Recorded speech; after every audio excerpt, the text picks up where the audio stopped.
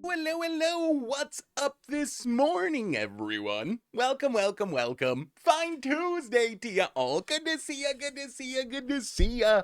What is up, Jay Cullen? Oh, thank you for the necklace, Jay Cullen. We might have to give it a try sometime. The Mega Magikarp Terry Labrador Jay Cullen again, system. How is everyone doing today? Hopefully, everyone is having a spectacular day, a wonderful week. Hey, what's up, variant systems? How is everyone today? So today we got a fun one today. So today we're gonna jank around in standard a little bit. There's a couple decks I want to try out. There's this new pizza combo that I saw across my Twitter and I've seen people talking about. So we gotta try this ridiculous pizza combo. Also, there's a Southwind Avatar deck I want to try, and then this deck. I don't even know. I don't understand this deck. I was hoping you could tell me what this deck is trying to do. Like, I feel like this is a combo deck, but my brain cannot find the combo. Like, if anyone knows what this, so when I see this deck, I see, okay, everything's expensive. So we can Quintorius Con into clones. We also have more clones in Imodane's Recruiter. I'm confused. So the plan seems to be you like Quintorius Con to spin into clones, but what am I supposed to be copying? Like, what is this Cavallero doing? I feel like there's a combo in this deck, but I can't figure out what the actual combo in the deck is. So if you know what the combo in this clone deck is, let me know because we might try it. Maze's End is actually like, Maze's End actually is kind of good. I miss some of the support cards. Like, we don't have any of the gate payoffs in standard, but Maze's End is still super cool. Hey, what's up, Stone Rain? How are you? How are you doing, by the way? How you feeling? It's a so you think it's about get Carnosaur, so you can pitch Carnosaur. Maybe that's the plan. You pitch Carnosaur, and then you can Cavallero the Carnosaur for 4 mana. And then you Quintorius Con, hit the clones, copy Carnosaur, that's gonna hit more clones. Okay, I guess I can see that. So I guess, man, that's 6 mana though. That's so more expensive, but I guess that is sweet if you can actually get it on the battlefield. Hey, what's up, Mano VHS? What's up, Dylan Hunter? How are you? So anyway, that's what we're gonna mess around with today. We're gonna start with some pizza combo, maybe try some Southwind Avatar combo. Maybe try some clones. And then we also got this Infinite Doppelgang deck that Jay Cullen said they went 14-0 with in Pioneer. So I don't know, maybe we try some Pioneer Doppelgang. And it's been a little while since we've gotten our Doppelgang fix, so there is Archway, Angel. It is true. Hey, what's up, Mega Magikarp? Workouts they're the worst. I mean, they're the best. I've started to ever since I started trying to eat healthy at the first of the year. I have gained a little bit more appreciation for working out, but my God, still not my favorite thing. Today I'm working on a 12-hour technical test for a job. The stream is a blessing to keep me focused. Wow, that is... What is a job, Mano VHS, if you don't mind me asking? Like, what job do you have to do a 12-hour technical test? That is a pretty amazing test. I love the standard bracket. You and Richard are goated for doing that. So actually, one thing I want to ask you about, Bell's palsy, but may have a facial tumor. Oh, Stone Rain.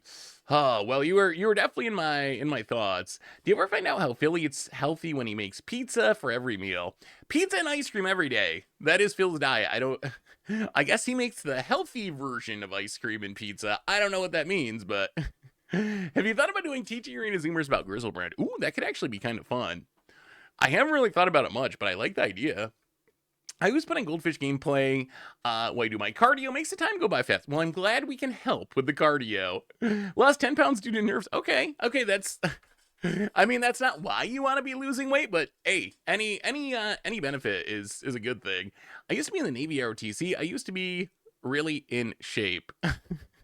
Oh, wait, I thought that was a Mega Magikarp joke, but that's not a joke. That actually, you were actually just in shape from being, I gotcha. I thought that was the classic Mega Magikarp humor. It's a developer full stack job. Interesting. Hey, well, good luck with the test. So here's some news for you. Actually, let's do our reminders real quick. Replay YouTube. That's how you invite all the old streams, including this one to the future, normal YouTube. Check out the bracket matches. Spoiler season. We are 1 week away from Strixhaven spoiler season, and I'm getting more and more excited for the Strixhaven set. I'm ready. I'm ready for some just good, clean Magic cards. And we're almost here for spoiler season. A reminder that our sponsor today is Card Kingdom. If you need some magical cards, you can get them over at cardkingdom.com/mtggoldfish. Maybe get a sticker. Let them know if you want one in your order. I'll hook you up. So we're going to start today with Pizza Combo. But before we get to this Pizza Combo deck, I got to ask you all something. So I mentioned this a stream or two ago, but the bracket's done really well. People are excited about it. Me and Richard are really enjoying making it. So we've been thinking, we should probably do more of this, right? We should probably do more brackets, more paper magic, more something, because we're enjoying it and you're all enjoying it. So the idea we've been talking about, and I wanted to run by you and see what the hype level was for this idea. What do you think of potentially doing a classic modern bracket? So here's the idea in my head right now. So the idea would be something similar to what we're doing in standard, but rather than standard, it would be pre-Modern Horizons modern. So essentially, modern decks from 2011 when the format started up to 2019 when the first Modern Horizons came out. So we wouldn't have any of the Ragamons. We wouldn't have the modern. This would be like the classic modern setup. I've started to put together some deck lists. I think it would be super fun because for me personally, Modern before Modern Horizons is still my all-time favorite Magic format. Like, oh my god, Modern before Modern Horizons was so incredibly good. So I've been trying to put together a list. World Champion NA, welcome to the Fishbowl. Homesick, oh, that's never good, but I'm glad you get to catch the stream. Hopefully you feel better. Welcome back to the Fishbowl. Big super cheer for you. Thank you. So I was thinking maybe we try to do a modern bracket that would be very similar to the standard one, but with classic modern decks. And the main thing I want to ask you, two things really. One is, would you be interested in that? Do you think that classic modern, would that kind of scratch that same itch as the standard bracket where it's like this nostalgic old school Magic with cool decks that you remember from the past? So that was one thing. Would you be interested in that? Lantern Control is like the first deck I thought of when we started thinking about this idea. Like, I cannot wait to play more Lantern Control. So that was one question. Second question, do you have like a favorite modern deck that you really, really think should be on here? So you can kind of see the list that I've been working on.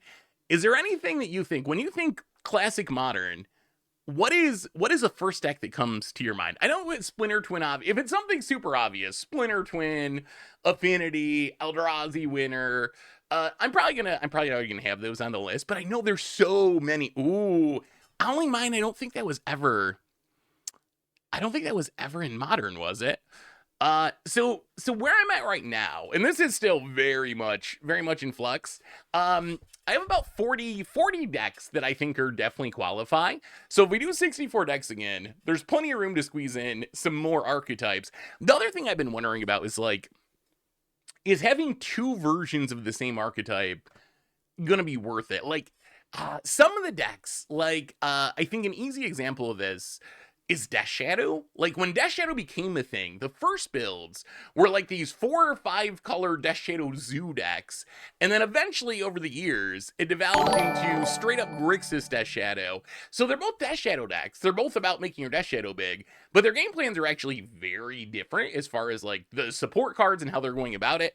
Do we do two? Do we do 2 Death Shadows and play both versions? Do we try to decide on one? Because one thing I've learned from the standard bracket is that you're never going to make people happy with deck lists. No matter what deck list you choose, you could always play a different version or a better version or a more iconic version or a more nostalgic version. So yeah, I'm excited for the possibility of those. So I think there's a realistic chance. Flying Man, that was a budget deck. That was a budget Magic deck. I remember that deck. Yeah, Tron would be another one where there's like, so like green red Tron versus mono green Tron might not be different enough, but I think like blue Tron versus Eldrazi Tron versus green Tron are definitely distinct archetypes. I think those would be different. Ooh, Elf Ball would be a good one. Got another deck to show you, a really fun self-discard deck. Ooh, some Kroom action, Kroom and Ravos. Okay, so we got some cycling, some discarding. That's a fun idea. I like it, Autism. There's a lot of cool payoffs. One of the cool things about the last few years in Magic is we've gotten more and more payoffs for discarding your own cards. The Cool But Rudes, the Tevil's Judgment, like that kind of stuff. So it's cool to see this archetype becoming more supported. I've always thought about trying to do an against odds bracket. I think that would be interesting too. Did Martyr Proc ever win anything to warrant getting in? Because I love that deck. I got Martyr Proc on here. There was a time. It wasn't good for a very long period of time, but there was definitely a time where Martyr Proc was actually a real deck. 2014 era. Martyr Proc, it was actually like a real tournament deck that would get to win GPs and stuff. The other thing is, I think if we do Modern, I think probably be a little bit looser with the tournament requirements. Like, yes, ideally, decks would have performed well at tournaments, but I think we got to loosen it up a little bit because there's just not that many Modern Pro Tours. So I think doing well in other places would still be enough, or just being like iconic and nostalgic would be very cool. Laser Kale, welcome to the Fishbowl. Thank you so much for your subscription. Big super thank you. So anyway, I think, and this is still up in the air a little bit, but I'm pretty sure that the future of the YouTube is gonna be two paper matches a week. I think whether that here's one last question. One last question that I'm curious what would you prefer? So right now we're still near the beginning of the standard bracket. Let's say we want to do 2 paper matches a week rather than 1. Rorix Venture, welcome to the Fishbowl. Thank you so much for your subscription. Big subscription, thank you. So here's my question. Let's say we want to do 2 paper matches instead of 1. Would you personally prefer a speeding up the standard bracket, so doing 2 standard bracket matches a week until we finish the standard bracket? Or would you rather see standard bracket 1 day a week and then modern bracket running alongside it another day during the week? Like, what would you prefer? Like standard and then modern, or just double up on standard, finish standard, and then do modern? Or don't you even care? Does it not even matter? I'm curious. You'd rather finish the standard bracket first? That would be your vote. Garchumpa Garuda, welcome to the Fishbowl. Thank you so much for your subscription. Big Soup Jeffrey, thank you. Finish standard first. I don't have time to watch 2 paper a week. That would be the risk, right? Is maybe it's just too much paper for people to watch. Finish standard and then do modern. Maybe that seems to be the most popular vote would be finish standard. So would you be fine with double bracket standard a week, like Monday and Friday or something, like do 2 bracket matches a week? Aracalypse, welcome to the Fishbowl. Thank you so much for your subscription. Big Suit Jeffrey, thank you. I was also a little concerned about it just being confusing, right? If you had 2 brackets going at once, it might be confusing. Like, I don't know. That's a lot of brackets. All at the same time. That's all I'm saying. I think once a week is fine, even if it takes a while. I mean, that's the other possibility, right? You just keep doing it once a week and have the bracket last over a year, but that's fine, and then do the next one. Not gonna complain about 2. I mean, who would complain about 2 servings of ice cream? If you're Phil, you get 7 servings of ice cream a week. Ice cream every day. That's the diet. Oh, well, we'll see. But I appreciate the thoughts on that. But we're thinking about it. Did I miss a sub? Who did I miss? Did I miss Aracalypse? I think I got you, didn't it? Welcome back to the Fishbowl. Big Soup Jeffrey, thank you. It's been a year since I started my weight loss. I'm down 70 pounds. I went to Universal again. I could ride all the rides, unlike last time where I couldn't fit in them. Congratulations, Joe Geomancer. I mean, I'm hoping that a year from now, I'm going to be saying the same thing. I'm down about 25 pounds now as of last week from when I started. So getting there. I mean, the thing I'm most excited about is I feel like I've created healthier habits.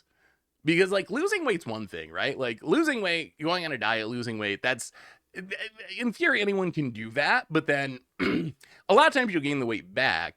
I think what I've been happiest about is I think I've made, like, sustainable lifestyle changes that maybe means I'll just eat healthier and it'll be good for the long term.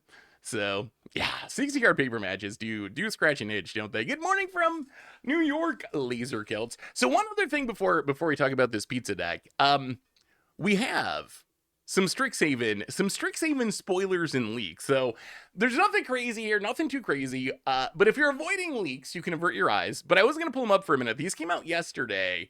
We are 1 week away from spoiler season.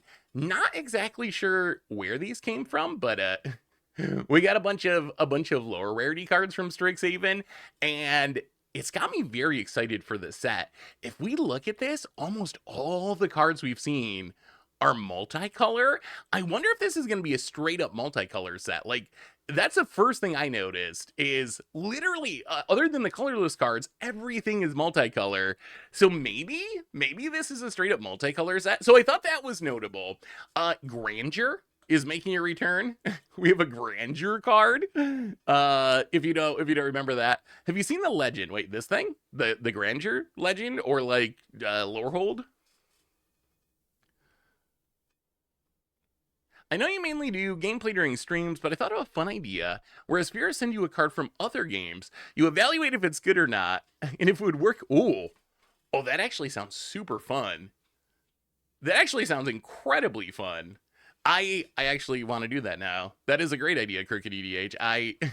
We will do that because I think that would be super fun to do. And I've always seen other people do those shows, right? They go on the show where it's like, oh, we have the Pokemon guy on to talk about Magic cards, with the Magic guy to talk about Pokemon. And I always thought it would be fun to try to do that. So maybe we do our version here. Y'all just send me cards from other games and I can make myself look like a fool. We also see Reparty, maybe repasty,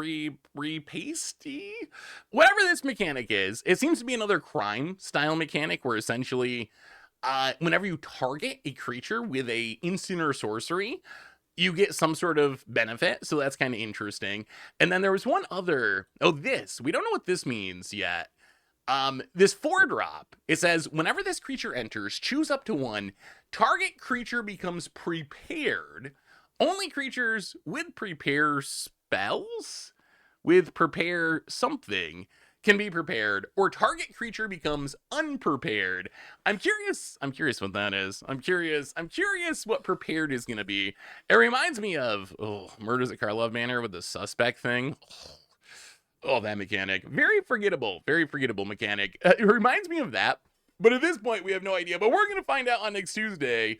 So yes, Strixhaven, it is coming. Do you think that a Sultai Upheaval Psychic Frog deck would be viable in Historic?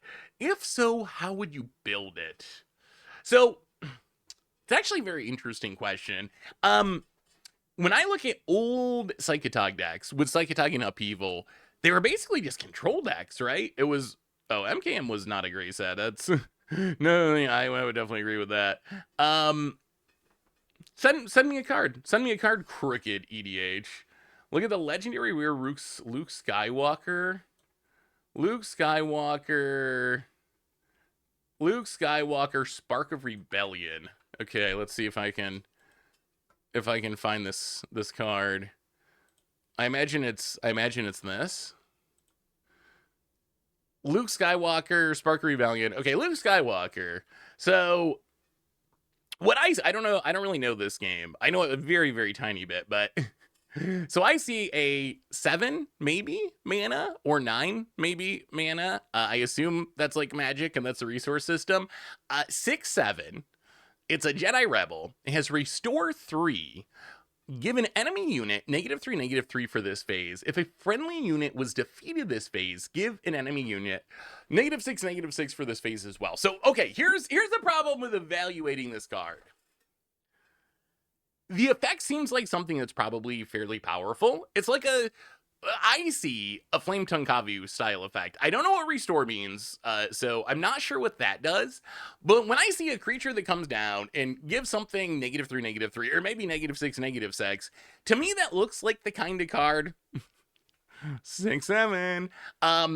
It looks like the kind of card that would potentially be playable. What I do not really know about Star Wars is... if this was a Magic card, my concern would be it's too expensive, right? Like, my concern would be it's a 7-drop. I don't know how much that matters in this game. Like, I don't know if it's a game where you just get your resources every turn. Like, I know in One Piece you get like 2 lands a turn or something. In a game like that, 7 mana ain't nothing. In a game like Magic, if you need to hit 7 land drops from your deck, then this card would suck in Magic. It would not be good. It would not be good in Magic just because it's so much mana, but I think the effect is good. So I'm going to say that the card is good, but without knowing the game more, it's hard for me to say exactly how good. So is this card good? Ooh, I have never played Netrunner. I've heard of Netrunner. Why did chicken coops only have 2 doors? Because they had 4. Because if they had 4, they'd be chicken sedans. So is Luke Skywalker actually good? All right, pizza combo. So what is this pizza combo deck? So you start the game with 2 resources, and you can resource a card every turn from your turn. Okay, so you start with 2, so it would come down 2, 3, 5, 6, 7, so it would come down turn 6. Lifelink is relevant there. The removal seems relevant there. I'm going to say the card's actually good. I'm going to say it's good. It's busted? Okay. So I thought it was probably good. All right, so pizza always sounds good. I mean, I don't know if this pizza sounds good. You want some guac and marshmallow pizza? So we're going to try this combo deck. So this is a best of 1 deck. Oh, Jojo Mancer. So what I was saying about Psychotog in Upheaval, if you look at the old Psychotog Upheaval decks, they were basically just control decks where you basically just like counter and kill everything, and then Upheaval and Psychotog. So I guess that would probably be the starting point. I don't know if that'd be fast enough for current Magic. So maybe you need more ramp in there, but I think I would start with some sort of like controlling style deck. In trying to go long game, just based on Psychotog decks from the past. Okay, so what is the idea of this deck? This is Pizza Combo, and this is a deck that can, in theory, go infinite on turn 3. So how do we win with this deck? So here's what we're trying to do. We have 2 creatures in the deck, Redshift Rocketeer Chief, Mona Lisa Science Geek, that make mana equal to their power. So what we need to do to win the game, we need one of these 2 creatures that make mana equal to their power. Then we need guac and marshmallow pizza, of all things, a 1 mana artifact. It's a food, not a good food, but it's a food. It has flash, doesn't really matter. When it enters, you give target creature +2/+2, and you untap that creature. So we have guac and marshmallow pizza, and we have Courier of Combustibles that find guac and marshmallow pizza. So get on one of these creatures that make mana equal to their power, find the guac and marshmallow pizza. The last piece of the puzzle is Chrome Dome. So Chrome Dome has an ability where for 5 mana, we can create a token that's a copy of target artifact we control. Against haste, we sack it on the end step. So Chrome Dome lets us copy the guac and marshmallow pizza. The idea is, we have this Redshift. We play the guac and marshmallow pizza. First we tap Redshift for 2 mana. Then we play the guac and marshmallow pizza. We target the Redshift to untap it. We can tap it for 4 mana now. Now using that floating mana, we can Chrome Dome, copy the guac and marshmallow pizza to untap the Redshift.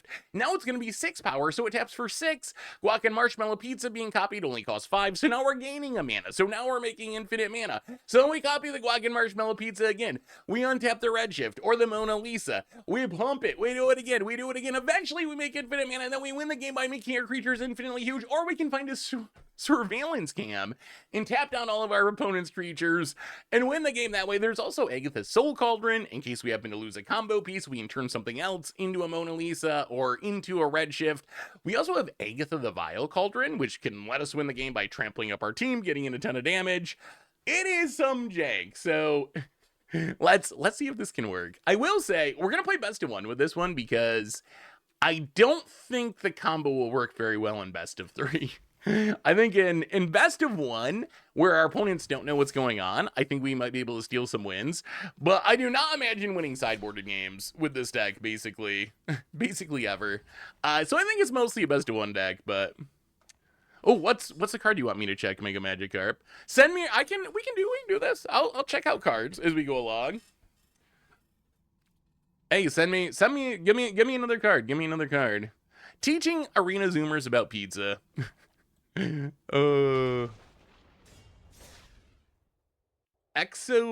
Exodus, Master of the Guard. I mean, we do need a lot of pieces. All right, let's see. Oh, God. Oh, man. I have a hard time with Yu-Gi-Oh cards because their numbers are so different. So when it comes to evaluating Yu-Gi-Oh cards, This has 4,000 defense in zero attack. How much attack do you need? How much damage do you need to deal to kill someone? Is this just like X10 magic? Like, would this be the equivalent of a 0-4 in magic? Like, everything's just in the thousands in Yu-Gi-Oh? That's the one thing I don't really know about Yu-Gi-Oh! Is like, you need to deal 8,000 to kill someone? Oh, so the numbers do not cleanly line up. All right, what does this card do? It cannot be normal summoned or set. The card cannot be special summoned except by tributing one Sphinx monster. Each time an Earth monster is flipped, summoned is flip summoned. While this card remains face up on the field, inflict 1,000 damage to your opponent. Okay. Well, this hand actually seems pretty good. Let's play the. I mean, we have the Mona Lisa. We got the guac and marshmallow pizza. We do need to find the Chrome Dome. We're missing the Chrome Dome. It's a 400-to-1 ratio. Let's just... Yeah, let's just does machines. Mill. Ooh, 2 lands that we wanted to draw. Awkward. Well, get rid of the Courier Combustibles. Oh, I think we just pitched the Mona Lisa. Yeah, let's pitch the Mona Lisa and try to win with Soul Cauldron. We really wanted to draw those lands, not mill those lands. That part was a little awkward. My impression of this card is, and I'm probably going to make myself look like a fool. So what I see here, and I don't really understand all the special summoning versus flip summoning, all that stuff. I'm not really sure. I don't know Yu-Gi-Oh enough to know what that means. What I see here is some sort of like gutter snipe effect, some sort of thermo alchemist. Essentially, I see a pinger that pings your opponent for 1/8 their life total. So that'd be like the equivalent of what, 2.5 damage in Magic. I know in Yu-Gi-Oh! You can just cast a ton of cards, so maybe it's just like you play this and you do the thing enough times that you win the game. So maybe this card is secretly busted. I think this card, to me, it looks bad. To me, maybe it's my lack of knowledge about Yu-Gi-Oh! But to me, it seems like it's got no attack. It's a very slow clock where it's dealing only 1,000 each time you do the thing it wants to do, and you need to get up to 8,000. I think this card's probably jank, but I could see that maybe I just don't understand Yu-Gi-Oh! Enough, and it's actually insane because you just pop off and you like do the flip summon thing 8 times in a row and you just win the game right then. So that would be what I would see. So what is the actual verdict of this card? Is Exod, Master of the Guard, does it suck? My vote is it's not very good. Opponent passes. Well, okay, so oh, we're getting close. We are actually getting close. I think we wait a turn. I think what we do is, I think we 1, 2, 3.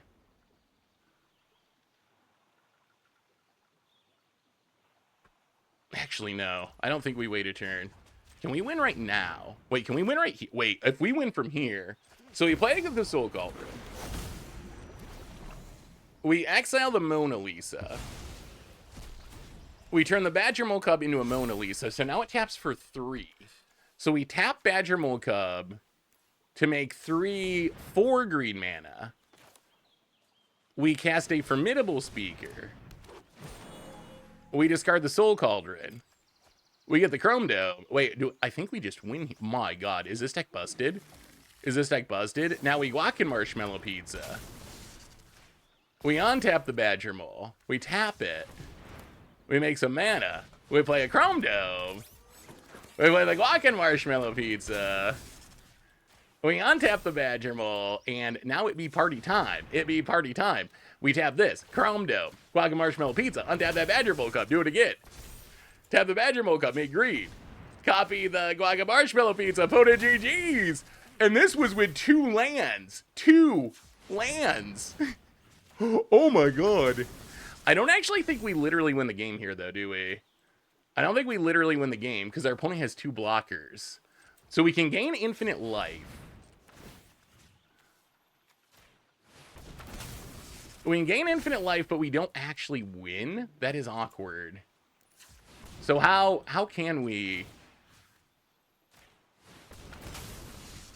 Chrome Dome only copies other artifacts, right? Create a token with a copy of another target artifact. So you can't copy it with its own ability, as far as I can see. We can level up the Dust Machines. Get back the Soul Cauldron. We can level up the Dust Machines. Chrome Dome. Copy. Green Man. Oh, actually, oh, they have 2 blockers. Because we can also untap this land. So we have 2... We have 2 infinitely big attackers.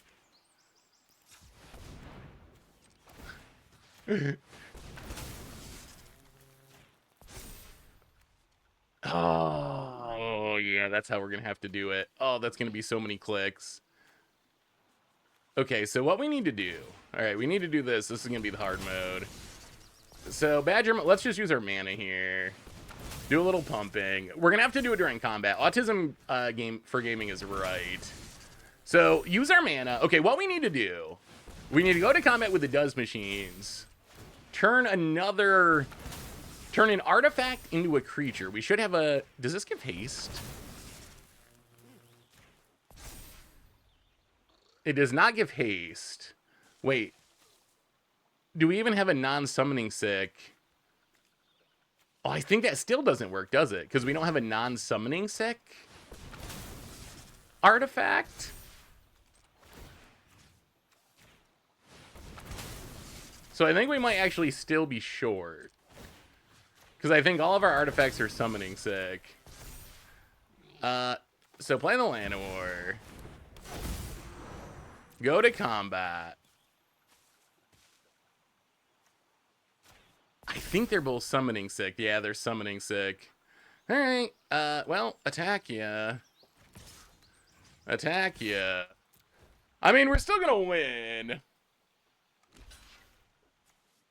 Oh, I'm so stupid. I'm so stupid. The coffees have haste. The coffees have haste. Oh my god. We needed you. Oh my god. Okay, yes. That is not fun. That isn't fun. Well, the Soul Cauldron's tapped. The Soul Cauldron is tapped. I guess we could Legend Rule it, but then we can't do the combo to make it big. So the correct play was just, yeah, that was a pawn. I should have done it on one of the copies. Oops. Wow. I mean, so TLDR, I mean, in my defense, I just started playing this deck, but that was insane, right? I mean, is that not like what we just did there is kind of ridiculous? Like, it is kind of ridiculous that we just did that with 2 lands in play. Oh my goodness. About it. And now, yeah, with the Soul Cauldron, even if they kill something, we do it again. Is this deck actually good? Wait. So I missed. What was the verdict on Exod? Is this card actually good or not? I'm gonna start eating guac and marshmallow pizza if I get to do stuff like this in real life. To translate, it basically says, when you untap a creature with Defender, this creature deals 2 damage to each opponent. The idea of the deck was that you would use cards that would flip, like Cyclonic Rift, Ravenous Chupacabra, and opponents' things, and yeah, it was completely terrible. Okay, so I guess I kind of evaluated it sort of correctly. Like, it was kind of what I thought, right? That when you do the thing, you get 1/8 of your opponent's life total, or about 2 damage to your opponent, a little over 2 damage to your opponent. That makes sense to me. It's like a weird burn deck. That is kind of a fun game. Well, I mean, that was Pizza Combo Take 1.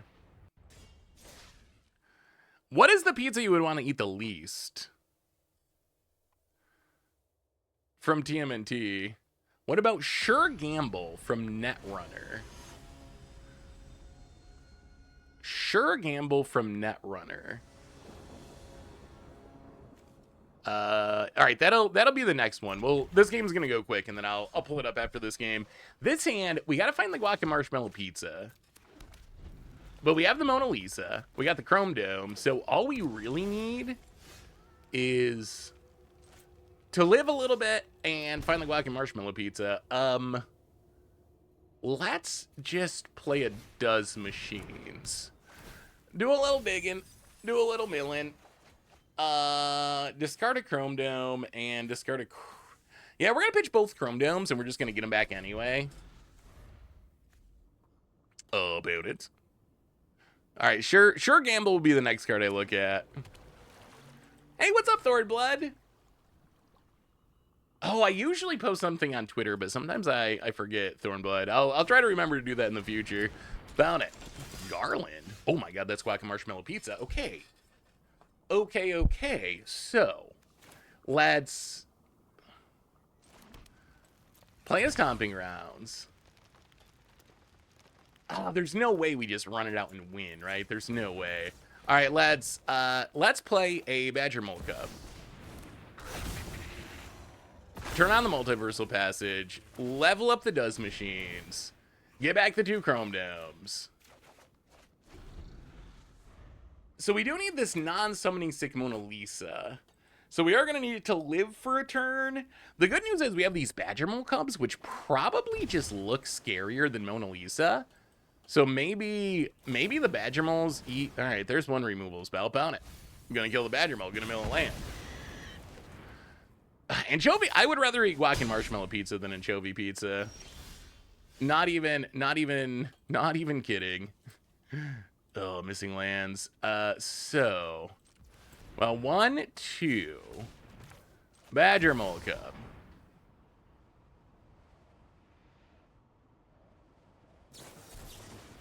Oh, what is... Oh, no. Oh, no. Oh, no. All right, control actually seems tough. Wait, anchovies give you scurvy? See, I thought I just didn't like anchovies. But now I have a justification. I don't want scurvy. I don't want... Who wants scurvy? Is that even a thing you can get now? When I think of scurvy, I think pirates. I think pirates for some reason. I'm sure, actually, it's probably... If you only anchovies, they don't... Do people still get scurvy? Like non-pirate? Like, is it an extinct disease? You know how like polio used to be a thing, the plague used to be a thing, and we kind of got rid of them? Is scurvy one of those or no? I mean, measles we got rid of and then came back because we're idiots. Oh, humanity. Found it. What are we doing?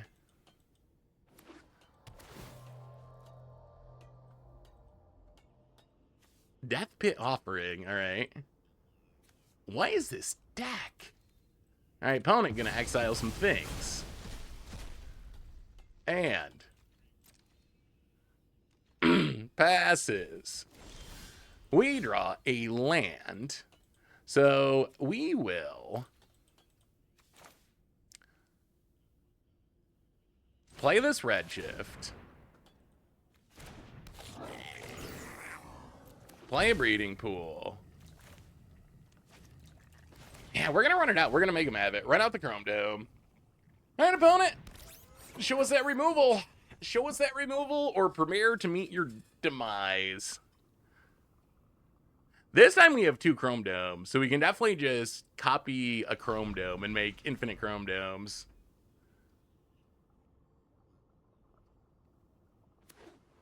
Oh, opponent. Wow. Untapped land. Down to 16. Steam Vents passes.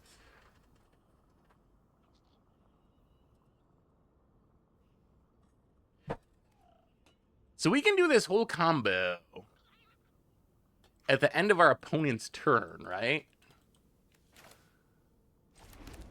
So let's play Starting Town.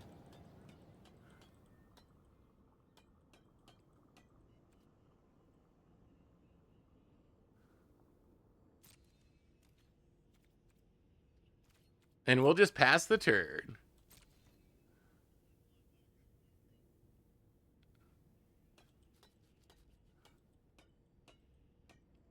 Opponent. Looking at the Chrome Dome.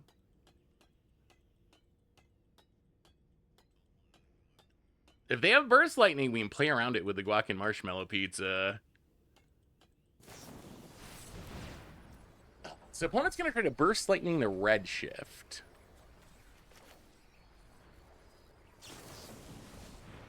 So we will Guac and Marshmallow Pizza.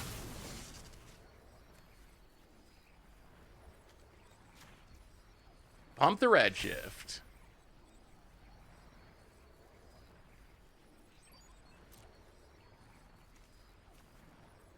And now I guess we do a little comboing. Actually, no. If we combo now... 1, 2, 3, 4, 5. We can't combo on our opponent's end step. Alright. We'll pass the turn. Do you have more removal, opponent? If it's burn-based removal, we can make Guac and Marshmallow Pizzas to play around it. Oh, opponent, Meringue. River. Regent. Alright. Well, in response... Oh, opponent. Control seems to be a tricky matchup.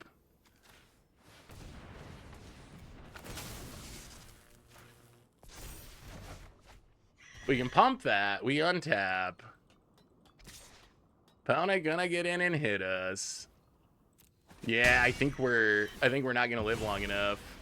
Maybe the Soul Cauldron's more important than I realized. So play the Redshift, play the Starting Town, play the Chrome Dome, pass the turn, see if we're alive. I think we're gonna die. Yeah, I feel like Control's gotta be, this has gotta be one of the toughest. They just have so much removal, right? Their deck is just all removal encounters. And that is exactly what's good against what we're trying to do about it. Got another $10 deck for you. Would love to see your thoughts. I'm having such a blast playing extreme budget format. Opponent. Wait a minute. Wait a minute. Wait a minute. Wait a minute. Hang on a second. Opponent gets in with both. Wait. We win, right? We win? We win? Do we win? Do they have a Burst Light? Is it untap Red Sword's Burst Lightning? Oh, mother. No way! No way! Friggin' Control players. And opponent going to tank, so we will scoop. Jeez, we almost still won it. $10 Carrick, eh? I mean, Carrick's a busted commander. A busted commander, I think Carrick could probably make a $10 deck pretty good. play a bunch of black mana symbols, and you get to just play everything. Yeah, that looks sweet. The $10 commander format is a fun idea. Redshift is not sorcery speed. The exhaust ability. Exhaust, I don't believe is sorcery speed. That was Crim's fault. All right, sure gamble from Netrunners. Okay. Sure gamble from Netrunners. There we go. That's a little bigger. So, oh god. 5. Gain 9 circles, diamonds, trapezoids. Lady Luck took the form of her middle finger. I don't know how to evaluate this card because I don't know what you're gaining 9 of. I don't know.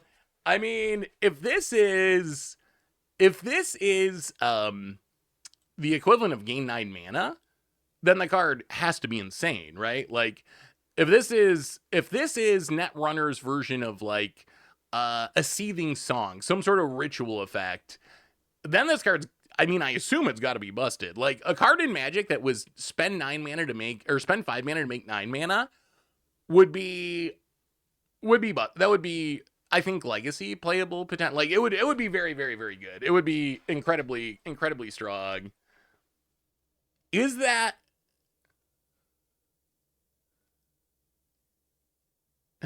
Is that what it does? I need a Netrunner player to let me know. Is that actually what it does? Because to me it seems super overpowered. What did you think about the BNR update yesterday? So the BNR update. No changes across the board except Food Chain, which we played a little bit last stream, getting banned in Historic. Unsurprised, somewhat disappointed, I would say. My expectation was likely no changes. My hope was modern unbannings and a couple of standard bannings. The Food Chain thing makes a ton of sense. Like, the management of the Historic format is one of the funniest things in Magic right now. Like, this is the Wizards pre-banned Umezawa's Jitte, which had already been in the format for 6 months with the release of TMNT, because they don't even know what's in their own formats. And then they did not pre-ban Food Chain, which was as hilariously broken as Food Chain can be, and was like a turn 2 kill combo deck. So getting rid of that makes sense. My hope, as I mentioned before, I really think that Badger Mole Cub is a net negative for Standard. I don't know what to say about Standard right now. I really don't know what to say about Standard. Like, on one hand, yes, the format's diverse. On the other hand, I really just want it to slow down a little bit. I just want it to be a little bit slower. And when I think about what makes Standard so fast, as far as individual cards, I think Badger Mole Cub is the biggest one. So that's why I always trend towards, all right, let's just ban Badger Mole Cub because it makes things so fast. Would that actually solve the problem? My confidence level is kind of low. Like, if you got rid of Badger Mole Cub, you would no longer have the, like, turn, 3 Badger Mole Cub kills stuff going on, which would be a positive, I think. On the other hand, it might make green unplayable, and then we might just end up in a world where the format is just 100% Izzet decks, essentially, which I think we need to try to hit a land here. We might end up in a position where the format's literally just 100% Izzet decks, which would also not be very ideal. We'll get rid of this Agatha and get rid of one of the Guac and Marshmallows. Play the Multiversal Passage on, I guess, just green. Pass the turn. Opponent, Island, and Royal. Oh, is this Omniscience? Roiling Dragonstorm. Alright, we're gonna have to be fast. If our opponent's doing Omniscience stuff, we're gonna have to be very, very fast. Opponent discards a land. Oh, there's a Mona Lisa. Oh, we gotta play it. We gotta play it. Yeah, play the Mona Lisa. Come on, Chrome Dome. We need the Chrome Dome. Found it. Next turn's the turn when they could have... there's Roiling Dragonstorm. Next turn, this is the turn where they could just win the game with Omniscience. So we kind of need the thing to happen now. Opponent discards a bounce off. That's scary. That's got to mean they have another bounce off, right? Because there's no way. Yeah, opponent has even more bounce offs. Well, we might be a little dead. Let's play the land on blue.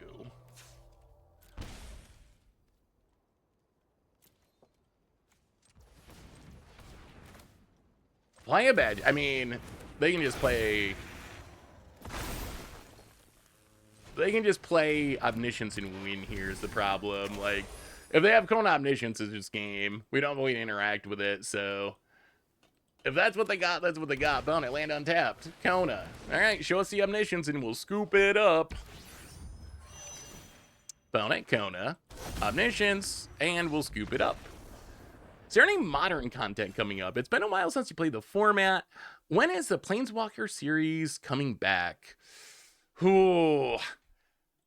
Modern. So we were talking a little bit about a modern bracket. I think that might be a possibility. I mean, I'm sure they'll be modern at some points in the future. Honestly, like, I don't know. I just don't enjoy modern the way I used to enjoy modern. Like, that's why we don't have modern very often. And the biggest thing when you say like the Planeswalker decks and stuff, that's like one of the biggest reasons I don't enjoy modern anymore, or like I used to, is I feel like, and this is something I experience literally across every format, and I think it's power creep and modern design, but I just feel like it has become incredibly hard to brew and win with janky decks. Like, I think greatest alchemy deck of all time. I feel like that's been like kind of the issue. If I look back at like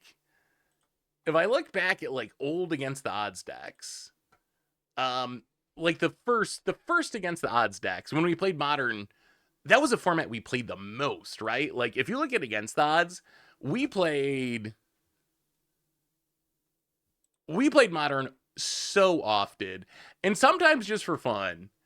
I go back and look at like the early modern against the odds decks and like what we were doing with those decks, and just like, I don't know, the infinite turns with Sage of Hours, Biovisionary, Swarmyard, Changeling combo.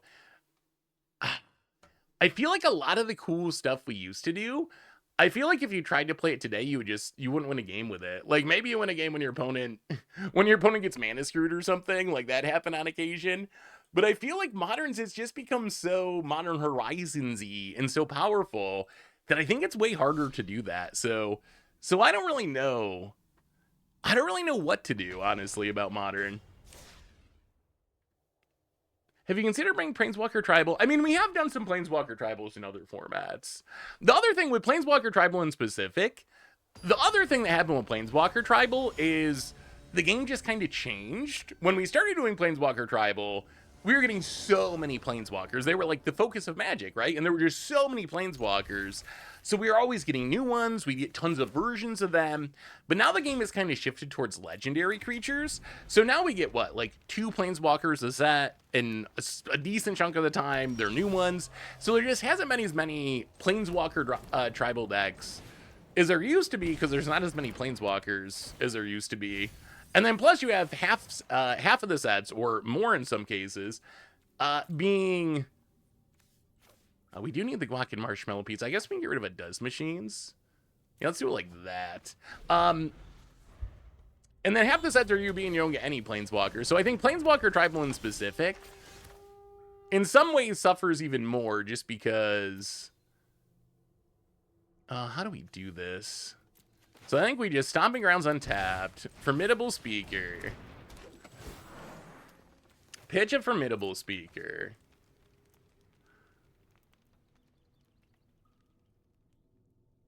get a Badger Mole Cub. Can we win next turn? Opponent, Leyline Weaver. Opponent, passing.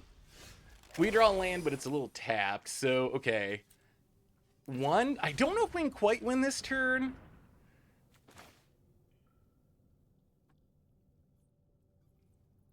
So we Badger Mocha. Turn on the Stomping Grounds.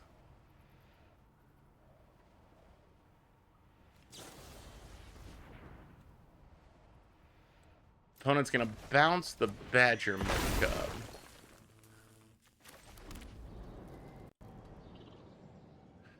Well, that actually slows us down quite a bit. All right, well, now we might maybe be dead. Opponent, Stomping Grounds. Nature's Rhythm to get a Badger Mole Cub. Can we win? We gotta be able to win this turn, right? We gotta be able to win this turn. We gotta be able to win this turn. All right, opponent doesn't have any mana up. All right, we're gonna make you die. We are going to figure out how to make you die here. All right, opponent passes. So, can we do everything we need to do? So 1 and 2. Badger Mole Cub. 1 and 2. Badger Mole Cub. Turn on the starting tower.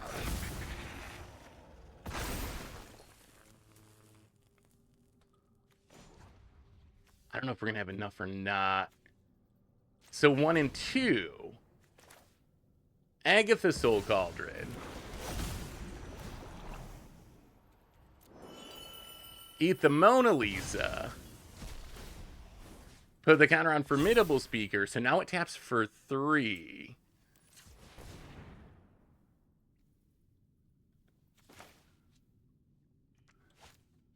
Taps for 4.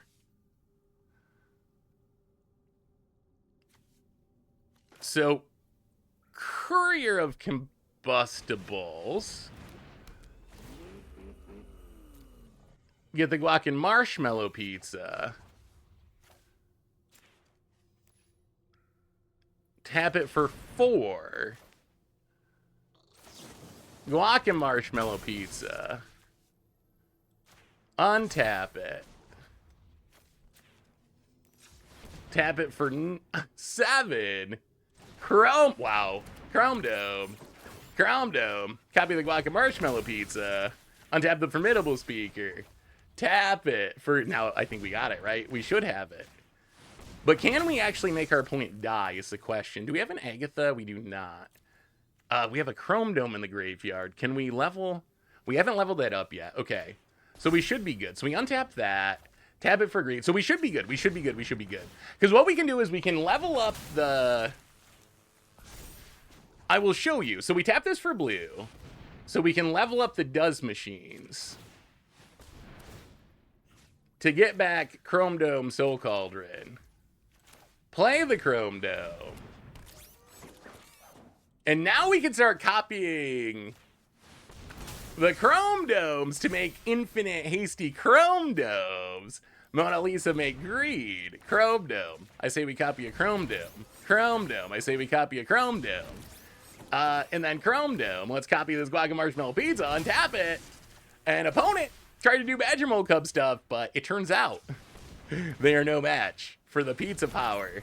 Chrome Dome and opponent scoops it up. And what do you think of this deck, chat? Could this be a real deck? Do you think there's a chance that this is a real deck? I have an entry for the card challenge. Prison of the Lunra. Prison of the Lunra Lake from Force of Will TCG. Yeah, the Yorgo. Some people are a little over the top. Like, you think for 30 seconds and they're like, and sometimes I deserve it because I'm talking to chat or whatever, so that doesn't really bother me. But all right, Prison in the Lunar Lake.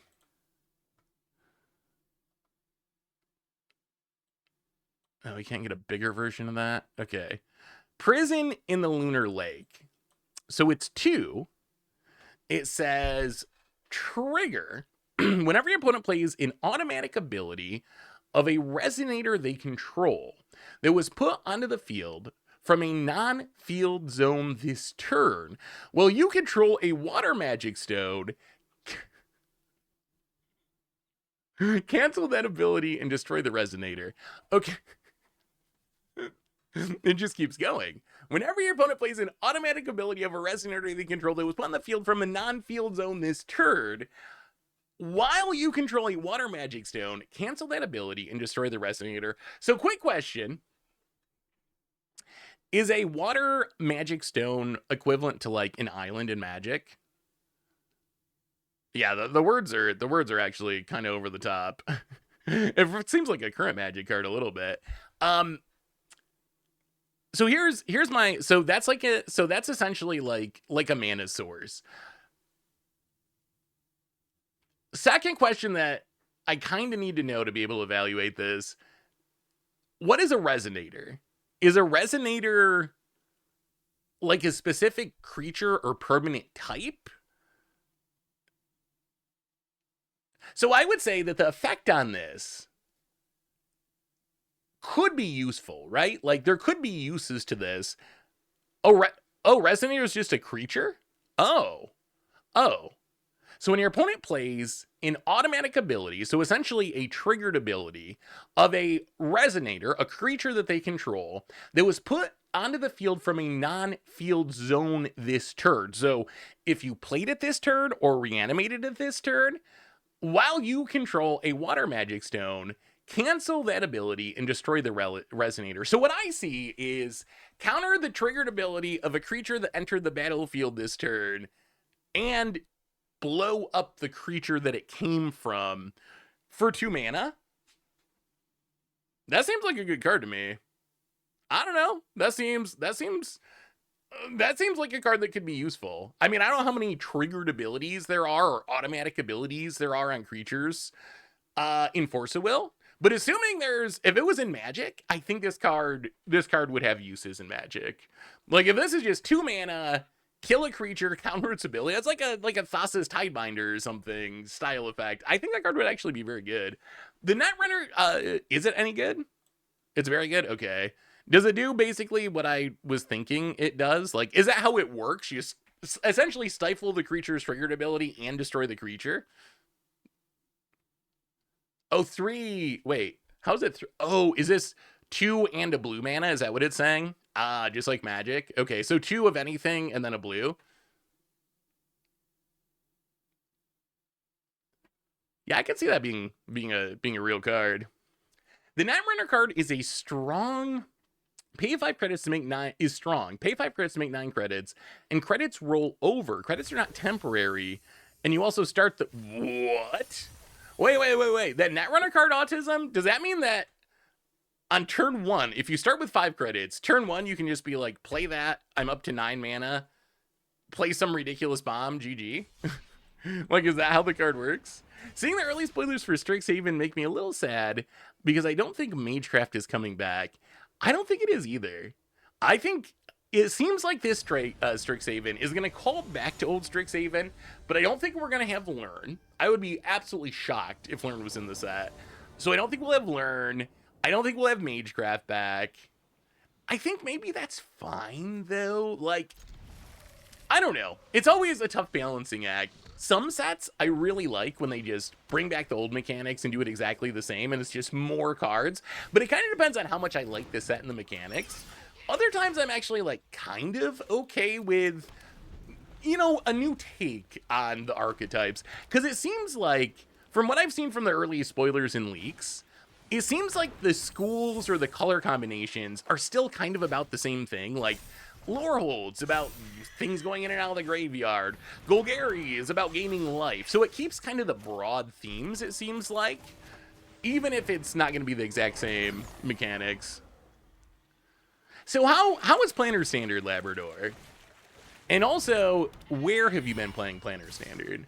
Found it, gonna get in and hit us. We draw a Courier of Combustibles. Well, let's play the land. Let's play the Courier of Combustibles. Grab a little pizza. And I think we just passed the turn.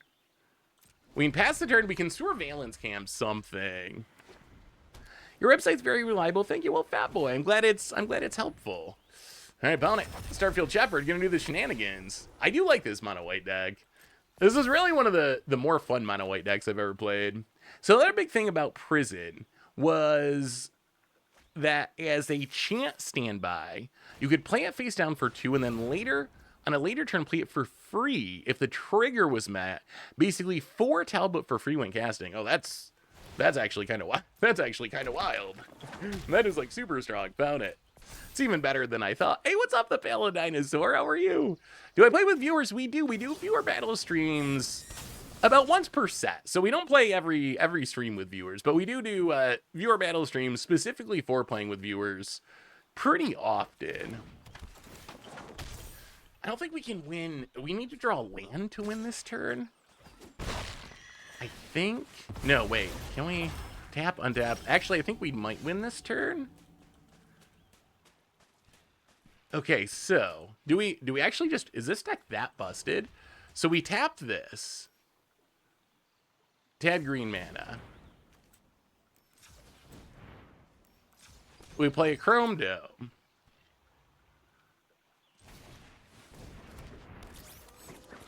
We whack a Marshmallow Pizza. Untap the Redshift. Tap it for 4. Chrome Dome. Yeah, I mean, that is game. Wow. This deck might actually be kind of strong. I can't believe I'm saying that. Because this is like 3 different pieces. You need all the different stuff. But it actually seems pretty realistic to put together. So this time how we win, all we need to do is make a lethal Redshift. And then we can just copy the Surveillance Cam, tap down all the blockers. And that should be the game.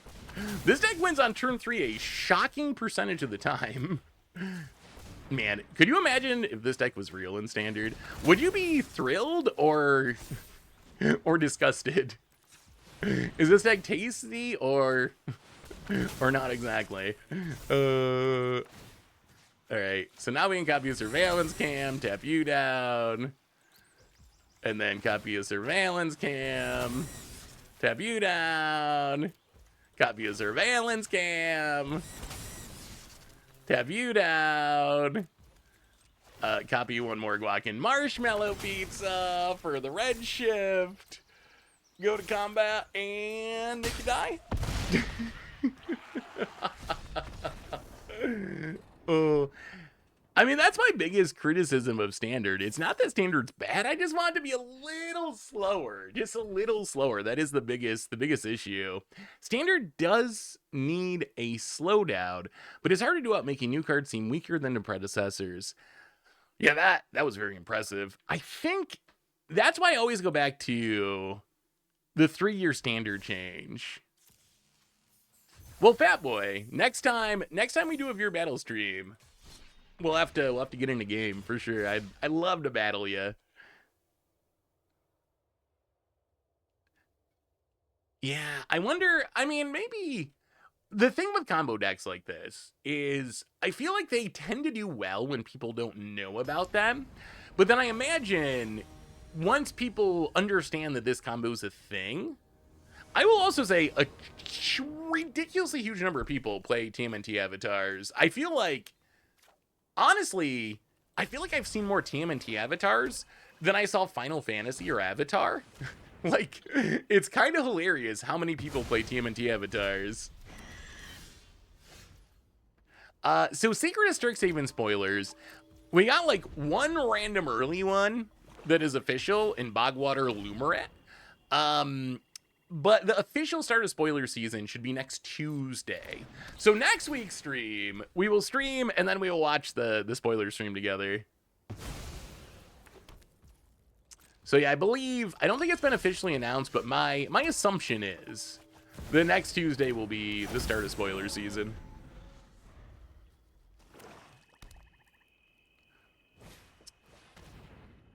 Wouldn't Clarion Conqueror still get us? Like, because we wouldn't be able to activate the Chrome Dome. So I kind of think that Clarion Conqueror would still not let us do it. Well, I mean, all right, let's play the land on red. Play the Chrome Dome. Get in, hit ya. Pass the turd. I mean, we're getting close. We're getting close, opponent. Going to duress. Yeah, I think we actually have to play this, unfortunately. Opponent can take back at the Soul Cauldron. Yeah, Conqueror is one of the cards that's trying to keep Standard at least a little bit fair. Well, play the land.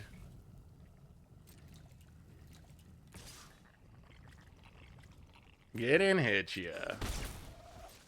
I really wanted that Soul Cauldron. Losing that Soul Cauldron definitely hurts.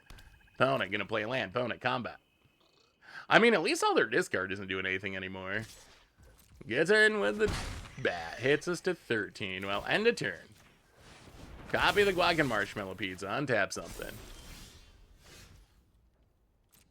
Go to combat. Hit ya.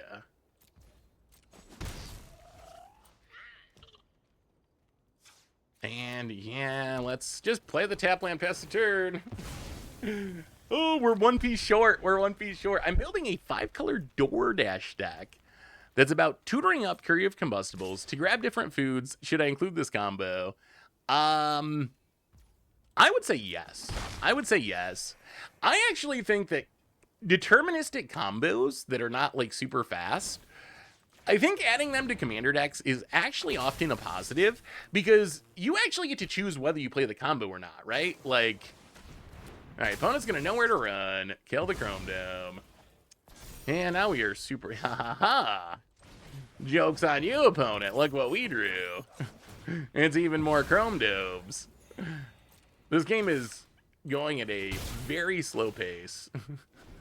Opponent's hitting us with a bat, killing our stuff. We're trying nothing. Did you see that Moto is having a 2-year standard format starting tomorrow?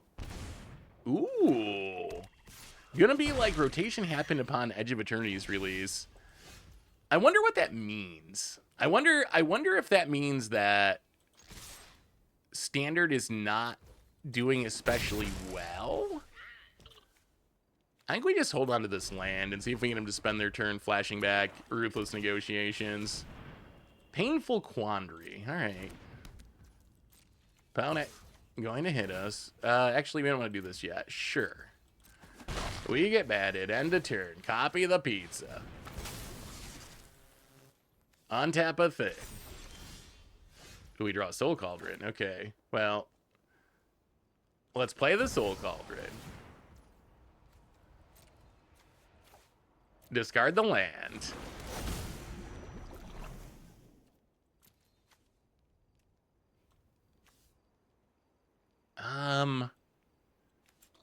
Sack the pizza. And I think we still just pass. I was thinking about eating this Ruthless Negotiations, but I don't think we do. I think we're okay with our opponent spending the mana to cast it. I just watched your newest tier list video. I think Hasbro should have been split between... Hasbro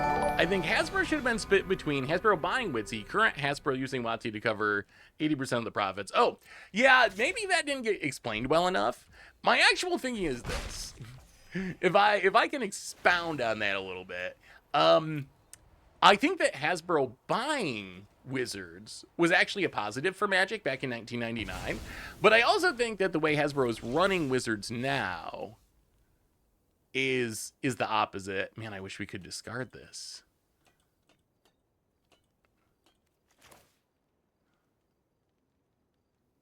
Well, I mean, we're gonna play it. We're gonna play it. We will take the 5. All right, opponent. Let's see if you can kill us this turn. Can you kill us this turn?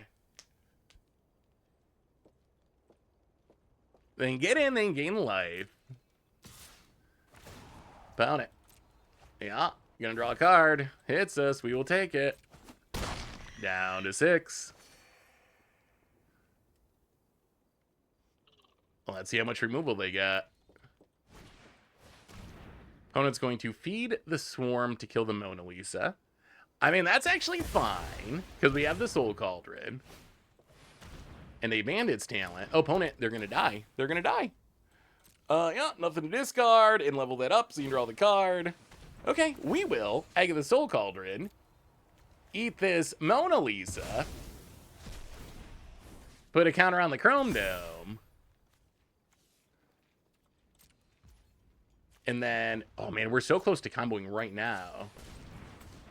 1, 2, 3, 4, 5. Chrome Dome. Copy the Guac and Marshmallow Pizza on tap. Sure, we get drained. Down to 4. Doesn't really matter because it is party time. So, we will, let's see, how do we do this? 1, 2, 3, 4, 5. So Chrome Dome. I guess we should tap this too. So let's tap this. Chrome Dome. Copy of the Guac and Marshmallow Pizza. Untap it. Chrome Dome. Tap it for green. Guac and Marshmallow Pizza. Untap it. Tap it for green. Guac and Marshmallow Pizza. Untap it again.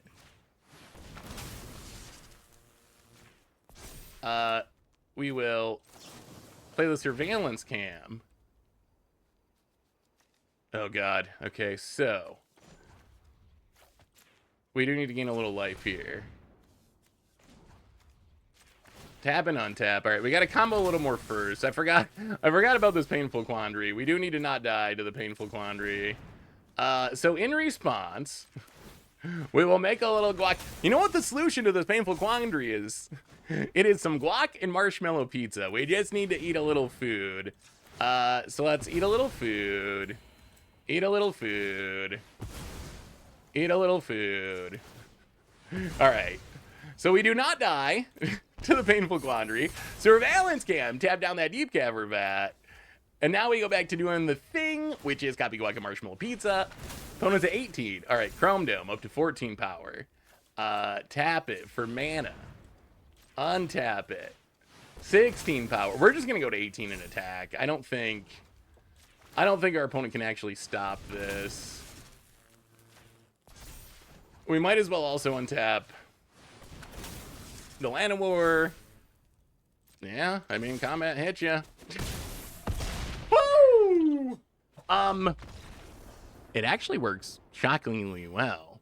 So here, to go to the Hasbro thing, I'm sorry, I got distracted by your combo. So here's my thinking. Hasbro bought Wizards in 1999. I think from 1999 to like 2016, 18, somewhere in that range, like for 20 years, I think Hasbro owning Magic was great.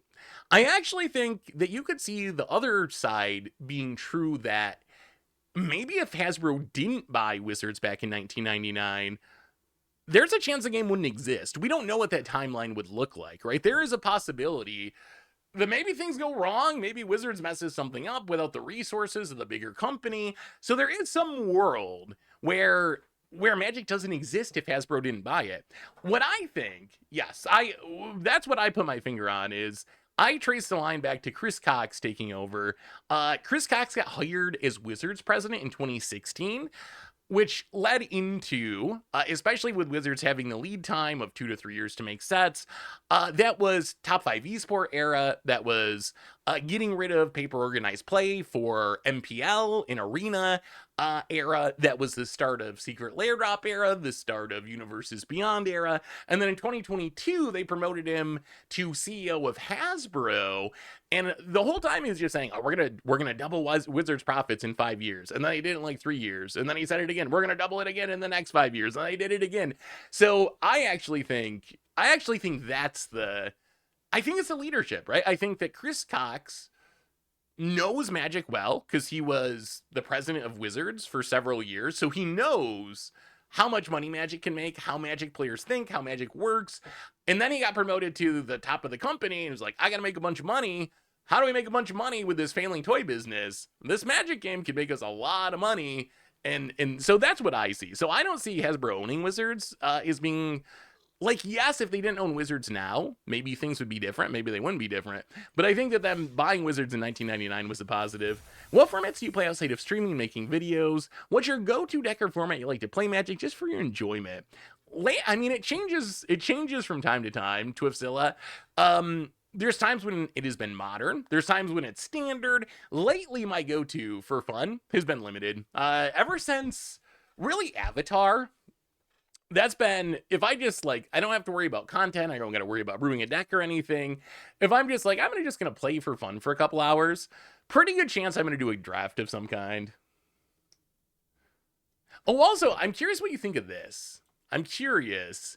This came up yesterday. I didn't even know this was a thing. So, Randy Asplund, who was an early Magic artist. If you don't know Randy Asplund, he made not a ton of Magic pieces in the early days, but he did make the single most important piece in the history of Magic, which is Even Praetor. There is no, for my money, there is no better piece of art in Magic than Even Praetor. What is going on in that art? What is happening? You got it's like a heavy metal album cover. If you just put Metallica across the top of that, you would have a heavy metal album cover there. You have a rabbit, like from Donnie Darko. This blue thing, I don't even know what this blue thing is. A merfolk? Is that even a merfolk? Is this supposed to be like going into hell? Are they marking down, like, what is going on with that? But anyway, the artist of Even Praetor, one of my all-time favorite pieces, posted yesterday, they have terminated Wizards copyright over their artwork. And I was like, wait, how's that even possible? How do you just decide that you don't want them to have your copyright anymore? But apparently there's a law from 1976. I actually looked into this a little bit. Apparently when they made the copyright law in 1976, they wrote into the law that there's a window 35 years after you did a copyright deal, 35 years after you or your successors, if you're no longer around, there's a window for 5 years between the 35th year and the 40th year that you can just terminate the copyright of your deal. You basically just, you have to put it in writing or whatever. There's whatever the technical stuff. But essentially, after 35 years, Randy can just tell Wizards, I don't want you to own my copyright anymore. And apparently that's what he has done. So it's going to be interesting to see. Apparently, other early Magic artists could also do this. So we might actually see, in the next few years, kind of a ton of this stuff on the market. Because I imagine what's the upside to Randy would be, if he gets a copyright, he can sell playmats, he can sell whatever, deck boxes, prints, whatever he wants to do. Kind of interesting to see. Love the tier list episode of the pod. Could we get a tier list of Against the Odds decks? Maybe just for one set to make it faster. What is S tier for your recent memory? Oh man, Against the Odds tier list. Man, that's so tough. Some of the most iconic ones that I remember. So like, for recent decks, I'm trying, like, I like all the decks. There's very few decks that I do for a video that I don't like. Every once in a while, I guess there's a deck where it's like, it comes together for whatever reason, but then I'm kind of like, okay, that's fine. Mirror Form's probably one of my favorite for recent ones. But I definitely remember some of the old-timey ones, like the Paradox Engine deck, with the energy cards in Standard, sticks out as one of my all-time favorites. Like, I just remember that deck being incredibly cool. The Primal Door deck was really, there's just so many of them. But there's been several that have been my favorites over the years, for sure. And Against the Odds bracket would be neat. Placeholder sometimes, so funny. I still don't even know why that's a thing, but... Oh, it's a wedding? Wait. Who's the bunny marrying? Wait, now we gotta look at this art again. Wait a minute.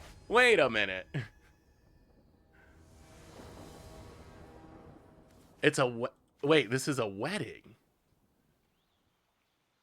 So the bunny is marrying the goblin, and then what's the blue thing?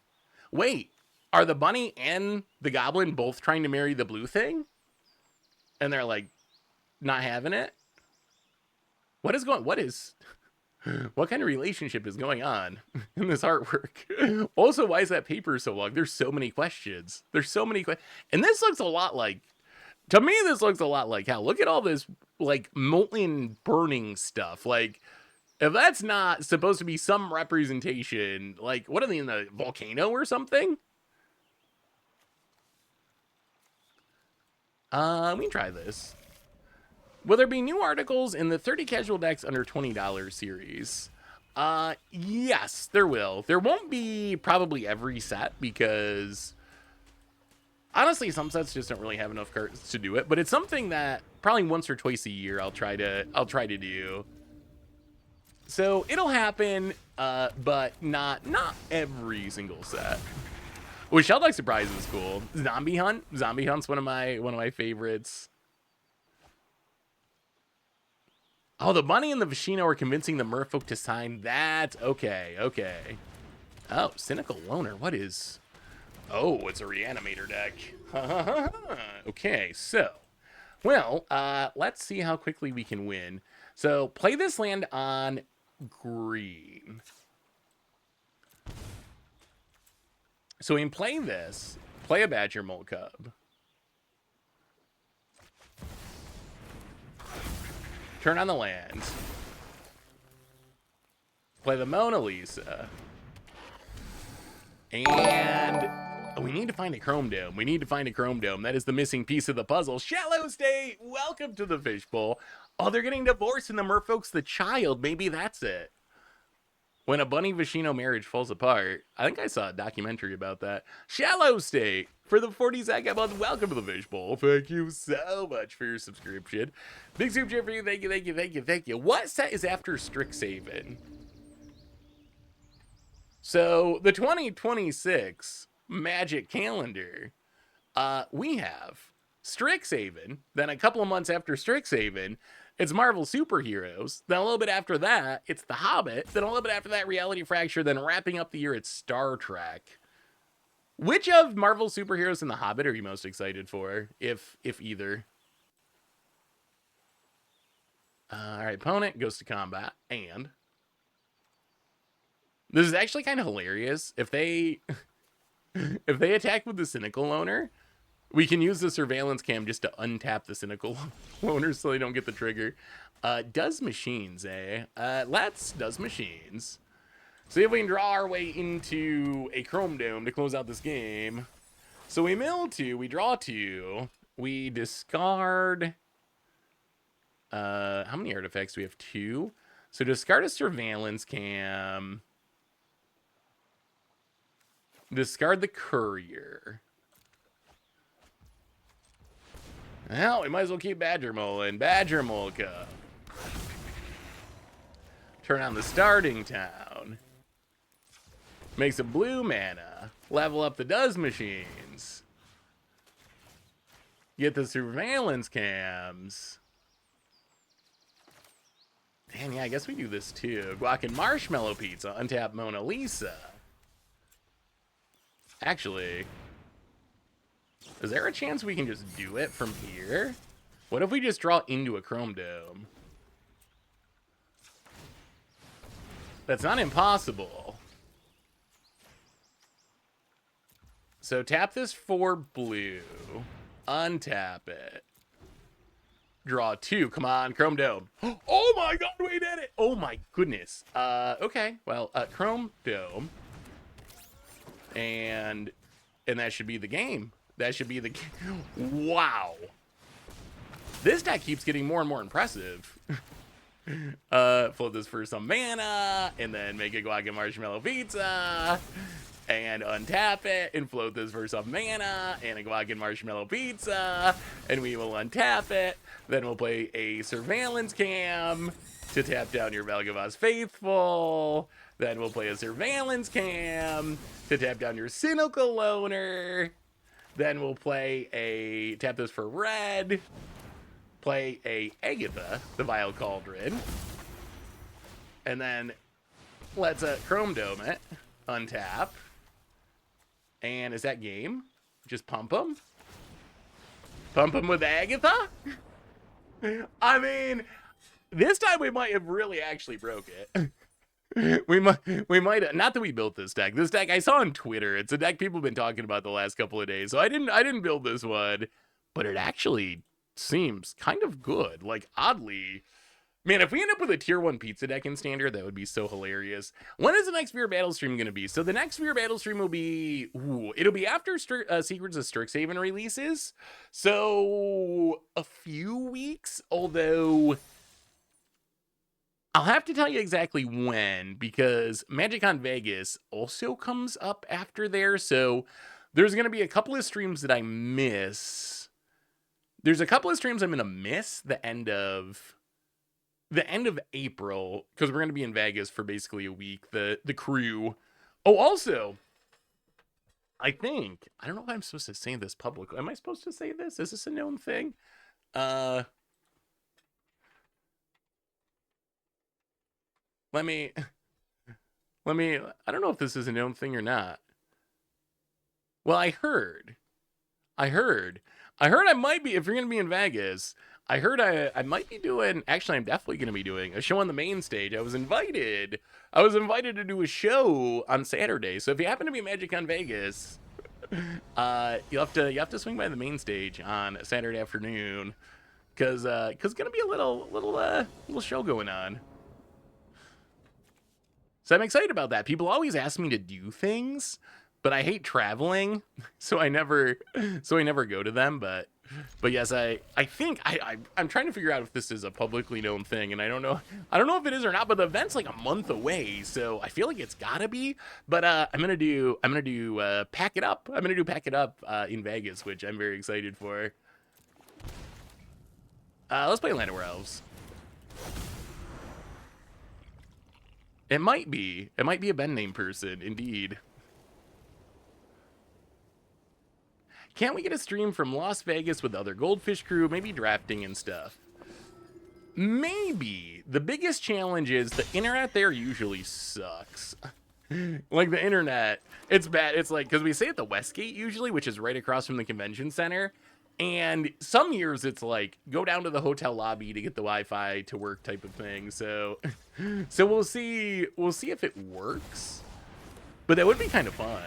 I mean, I think worst case, we probably do some stuff that'll show up on the YouTube after. Like, last time we did Mario Party and stuff.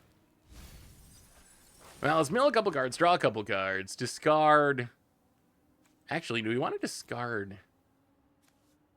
I think we discard this Mona Lisa, actually. I think we discard the Mona Lisa. And then we get back the Soul Cauldron. And then just Soul Cauldron? I have not seen Pauper Pizza combo. Do you have a deck list? I'd love to see it. Well, I didn't know if it was a thing that had been announced. I mean, I assume they had to have. I don't know. I haven't kept up on it, I guess. I assume they have to announce stuff because it's like just over a month until MagicCon Vegas. So, but I wasn't sure if any of that was actually known, that there was like gonna be a Pack It Up show or anything. Opponent's getting in. Yeah, it's just very, very inconsistent internet.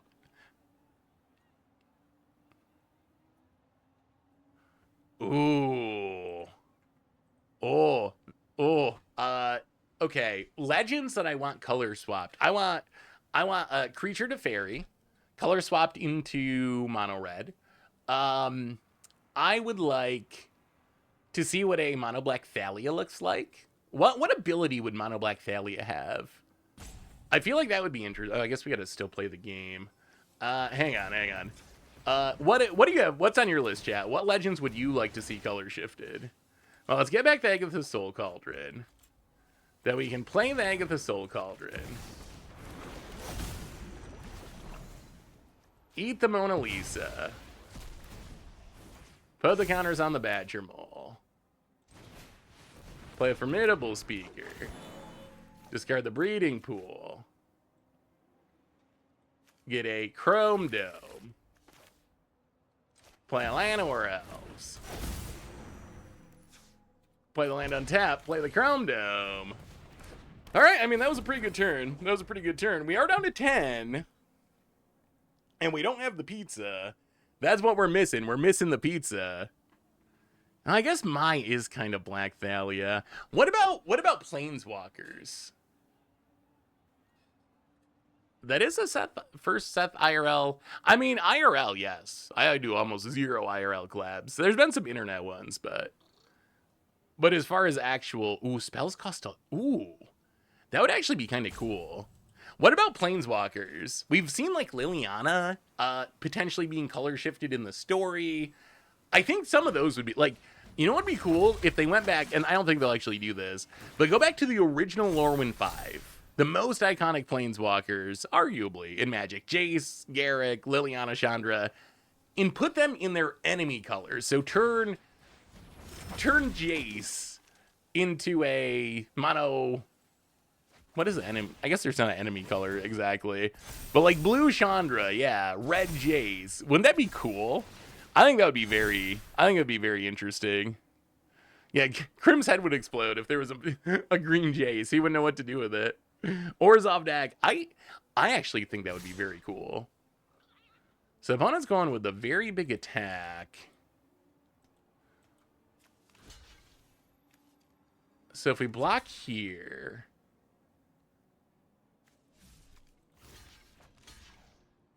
we go to 1.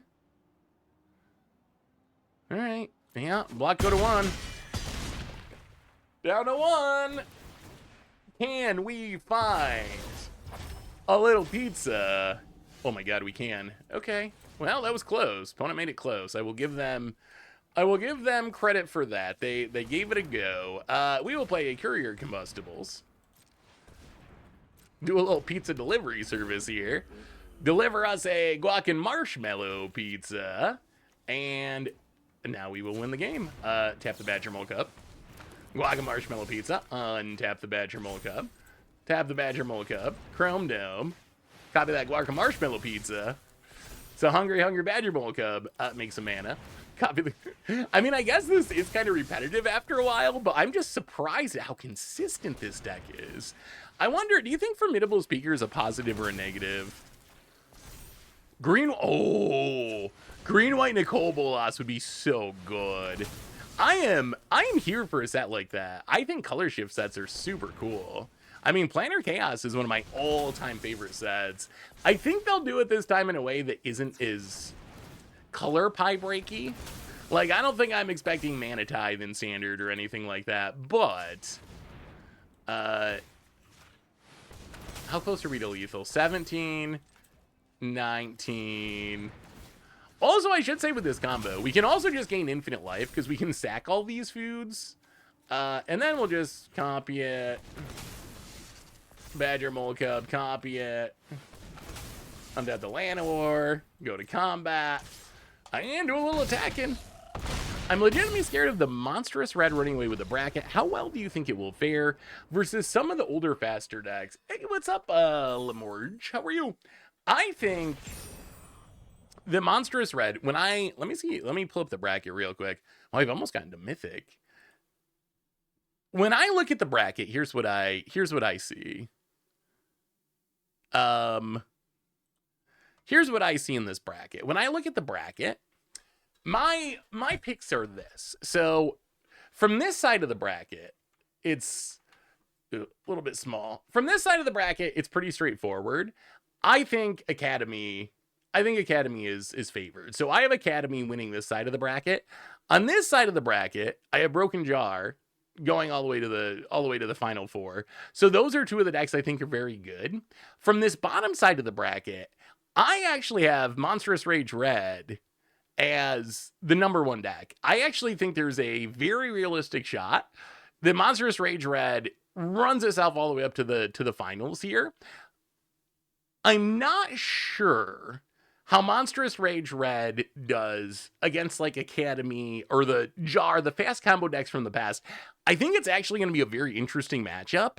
I think there's like a realistic chance that it's a play draw thing and that like Monstrous Rage, if it's on the play, is faster than Academy, but Academy on the play faster than Monstrous Rage. But I think they're actually, it's so weird to think about because we think of Academy as like a historically broken deck, and we don't necessarily think that about Monstrous Rage, but it's funny that Monstrous Rage might actually be on par speed-wise with the most notoriously broken fast combo decks in the history of Magic. Like, I think that's actually a realistic possibility.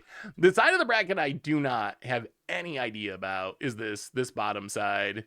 This bottom side of the bracket, yeah, maybe it's Tooth and Nail. Like, Copycat was my best pick out of here, but I feel like this side, Psychotok Goblin Bidding, Kithkin Nexus, Madness Rhino, mid-range, Urnham Domain, Copycat Tooth and Nail, the deck for Stamir Bid, Atarka Red Solar Flare, a couple of wild cards.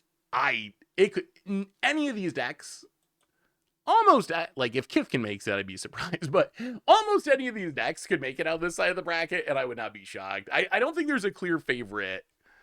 Especially now that Copycat got taken out by Tooth and Nail, so it'll be interesting.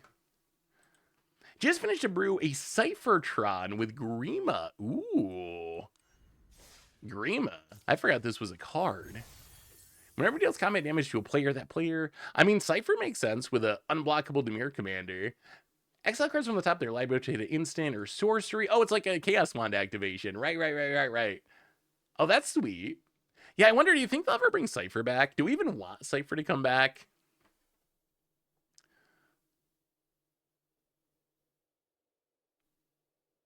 So there's a Domain deck. The current version of Domain, though, is not the Overlord. It's like the Atraxa. It was the Atraxa version, not the Overlord version.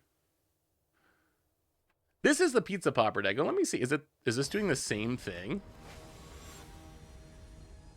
Who would have thought the guac and marshmallow pizza?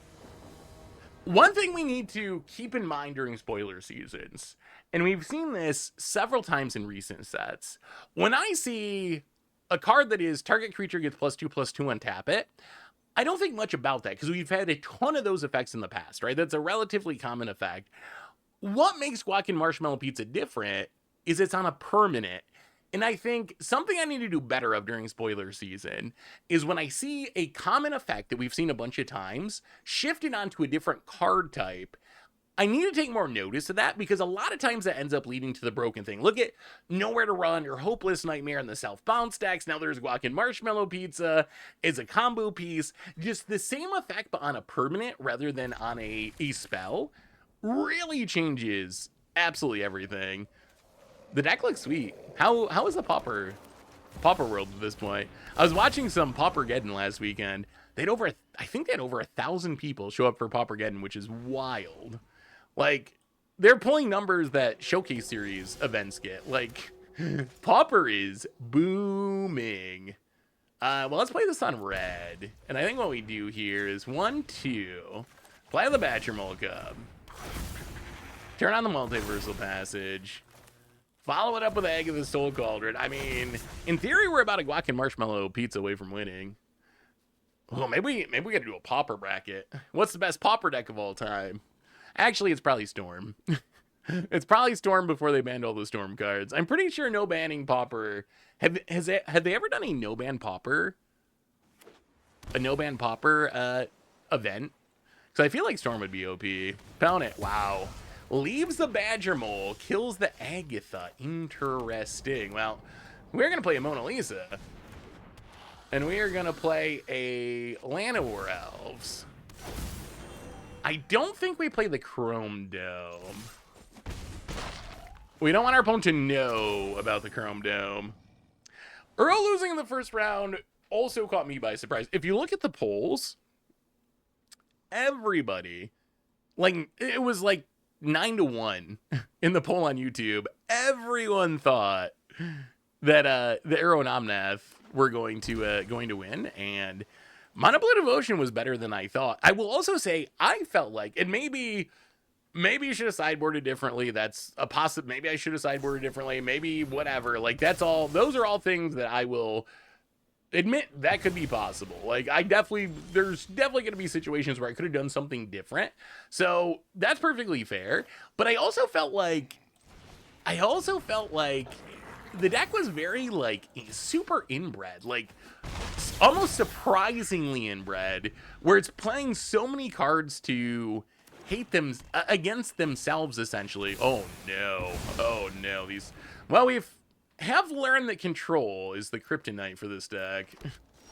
Control is the matchup that we do not beat ever. But I also felt like the Omnath Uro deck, it was clunkier than I remember it being. Like, you really don't start doing things until you get to like 3 or 4 mana a lot of times. Like, the curve on the deck is very clunky. And then it's playing all these like sideboard cards to try to win the mirror, like the Confounding Conundrums.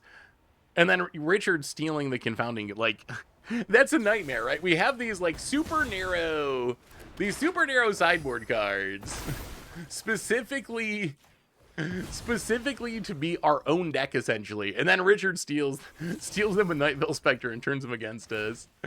Well, I mean, I think we're kind of just playing out the string in this one. I would be surprised if we could win from here. We'll keep the Courier. I tried to find another pizza to tutor up, but I couldn't find one that I thought was good enough. Get it with the Botanical Sake. McIntyre, welcome to the Fishbowl. Thank you so... Good God. Well, our opponent is a Removal Believer. Thank you so much for your subscription. Big super for you. Thank you. I'm still one that would like to see sideboard changes, but I understand the arguments given in the podcast. What about updating the sideboard for a meta of 16 different decks? It's much easier for 16 than 64. The meta is more defined. I don't think you can please everyone with our choices. Is a valid reason not to do it, though.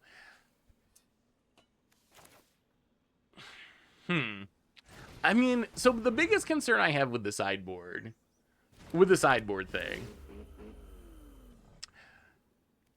is I feel like it might lead to unrealistic games more than...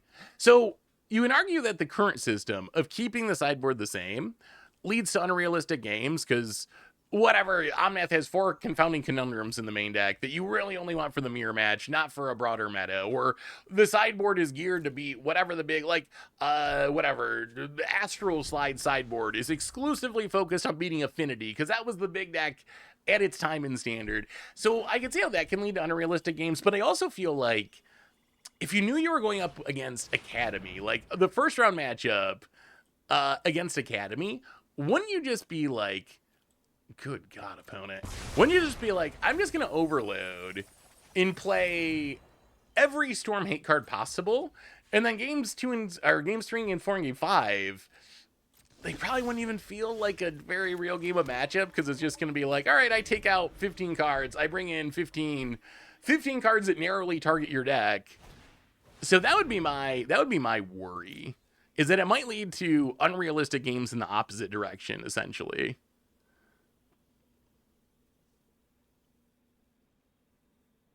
But I could see maybe there's an argument for like top 8 or top 16.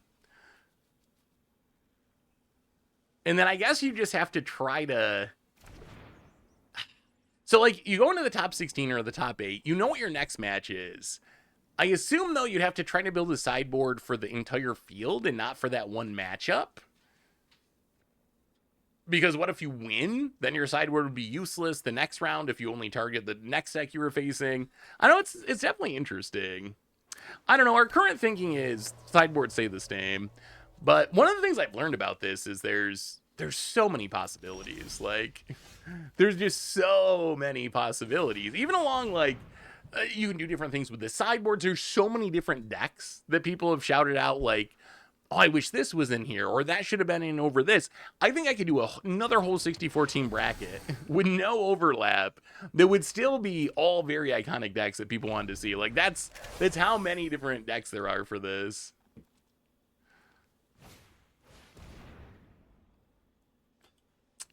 Opponent. You're not making this easy, nor fun.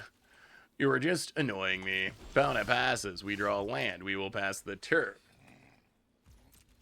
Control players. Cards like Singularity Rupture mean control players don't even have to play a win con. You just play a slightly expensive Wrath. Opponent. No, I don't think they have a win con. I think it's just all hard control stuff, and then you trust that Singularity Rupture means your opponent's going to mill out first. I mean, they probably have... They might have the... Oh, what's the artifact? Riverturn Monument. They might have Riverturn Monument just to, like, end the game right away with Singularity Rupture. So they might have some of those in their deck. Oh, man. Anyway, well, our opponent managed to not mill our lands, that's for sure. What is the best pizza? I mean, the best pizza is super easy. The best pizza, and this is not even up for debate. Pineapple, of course. It's just pepperoni. Lots and lots of pepperoni. Lots and lots of pepperoni, and that's all you need. Like, it's very, very, very easy. I also don't mind, like, other meats on pizzas. I don't mind, like, pizza with a white sauce. Garlic pizza with white sauce, I think, is actually, like, kind of good on occasion. But straight up, meat lovers is good, too. Although it kind of depends on the specific meats. But meat lovers is also good. But I think just straight up, like, double pepperoni. If I'm just ordering a pizza, just double pepperoni. Give me the extra pepperoni. That's all. That's it. I just want pepperoni every bite.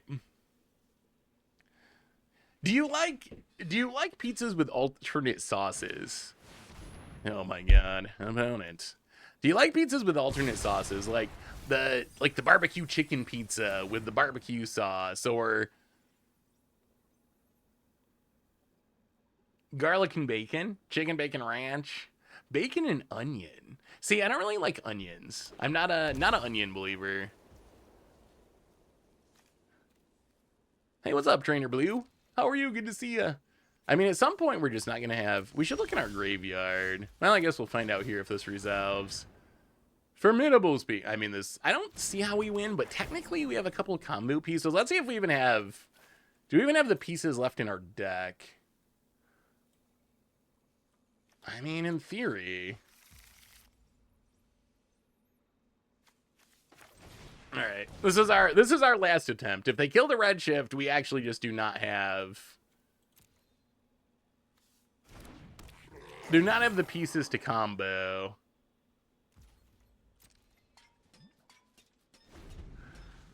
Opponent. How about not wrathing our board for a turn? This is like playing Commander against Krim, I swear. River, all right, opponent does have River Turn Monument. That does it. Golly. A place called Marcos has triple pepperoni pie with normal, thick, and shredded pepperoni. So many textures is good. Ooh, that actually sounds very good. The best pepperonis are like, I don't even know, most pizzerias don't have them, but like the thick ones that they kind of curl up when you cook them. I don't even know what it's called. Maybe there's a name for that kind of pepperoni. but that is my favorite. So I'm gonna say I think this deck might actually be kind of good. Should we try? Do you want to try a different deck? What's your vote, chat? Do we keep pizza comboing, or do you want to try this Southwind Avatar Bloodthirsty Conqueror combo deck? Basically the Sanguine combo. Salvatore's. Wait, Salvatore. Are you from upstate New York, Chaos Factor Gaming? I feel like Salvatore's is like a Rochester pizza chain. But maybe there's probably Salvatore's in other places too, but all right, let's switch it up. So I will say pizza combo. Ooh, Pioneer Doppelgang. Oh, all right, chat. What do you think? Oh no, I don't have the list. Do I have the list? No, that's the bracket. That's okay. I don't have the list. Pioneer is kind of bad. I don't know where the list is though. I'm sorry, Chaos. I'm so bad with stuff like locations, Chaos Factor. I'm sorry. There's one of those things that I wish I should remember, but I don't, unfortunately. All right, let's try Southwind Avatar. Salvatores.com. It's all good. There's thousands of us. Yeah. I don't think I've ever actually had Salvatore's Pizza though. All right, Southwind Avatar combo. What are we trying to do with this deck? So this is a best of 3 deck. We're trying to wombo combo Bloodthirsty Conqueror. This says whenever your opponent loses life, you gain that much life. With Southwind Avatar, this says when a creature you control dies, you gain life equal to its toughness. And whenever you gain a life, each opponent loses a life. So if we can get both of these on the battlefield, it's essentially the Sanguine Bond Exquisite Blood combo, right? We have something die, we can sack something maybe to Umbral Collar Zealot, and then we trigger the Southwind Avatar to gain life, which will trigger the Bloodthirsty Avatar to make our opponent lose life, which will trigger the Southwind Avatar to gain life, back and forth until our opponent dies on the spot. And that's basically the plan of the deck. We have Umbral Collar Zealot to sack things to start the loop. We have Madame Null Power Broker, which actually also starts the loop in a weird way, because whenever we oh, actually, no, wait. Madame Null does not actually start the loop, does it? Why are we playing Madame Null? All right, I don't know why we're playing Madame Null. Someone must have opened it in their in their booster pack and put it in the deck. I'm not exactly sure, but I guess we gain life so we can afford to make our creatures bigger. Maybe that's the logic. But that's essentially the deck. What about Mark's Pizzeria Chaos Factor Gaming? Mark's, do you know Mark's? Mark's is the biggest pizzeria around where I'm from. It's one of those, the guy started it in his basement type of thing and ended up with like 20 pizzerias in the area. But Mark's, I will say Mark's makes pretty decent pizza.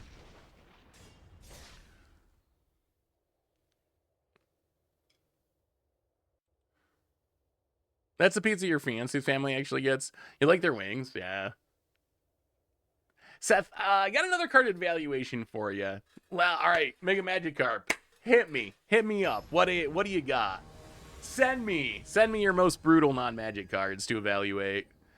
I will say, I feel like I've done all right so far for not knowing the games. I feel like the evaluations have been at least like decent-ish, even if not perfect. I feel like they've been like relatively solid. I've been thinking about other TCGs, and I think really it basically comes down to the resource system. And I guess if there's rules about like attacking or where you have to play your cards. I know some games you gotta lay things out in like a more specific order, or like you attack other things than your opponent's life total. But really, like, everything else is kind of the same, and you should be able to like mostly interpret, like, if you know those couple of foundational things, I feel like you can read a card from a game you don't know and mostly interpret how it's going to work, even if you don't know the game. I think those are the two big things that you like. How does the resource system work, and how do I actually make you die? Basically, what do I have to attack, or like how do I kill you? And then I guess maybe the numbers get me with Yu-Gi-Oh! Like, why are these numbers in the thousands? Like, how much health do you actually have? But I think otherwise, like, things are kind of the same no matter what card game you're playing. I've been evaluating my whole collection because I'd really like to cut down to basically nothing. Because I'm in New York, I was like, I could hand deliver this to Seth. That is actually true. Oh, that is true. Well, if you decide to get rid of it, Chaos Factor, let me know.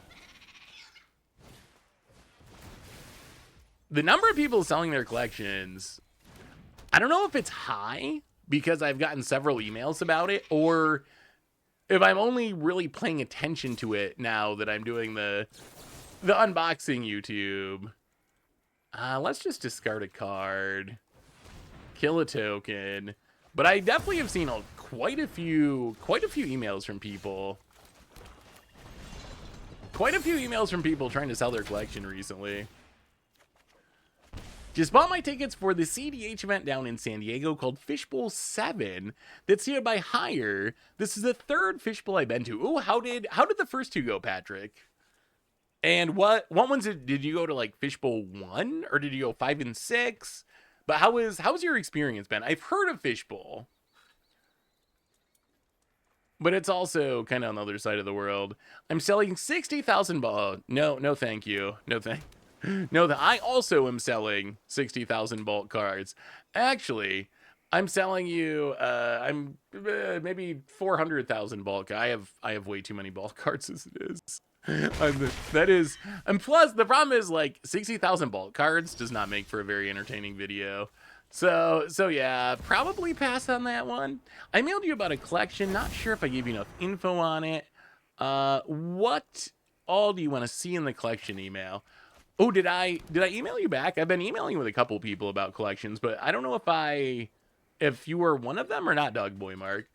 But I mean, I think the big info, if you're thinking about selling a collection, the big info is how much money are you looking for, and also some justification of. Can you forward it to me, Dog Boy Mark? I don't know if it got buried or deleted or something, but if you want, just send me another email and I'll make sure to get back to it.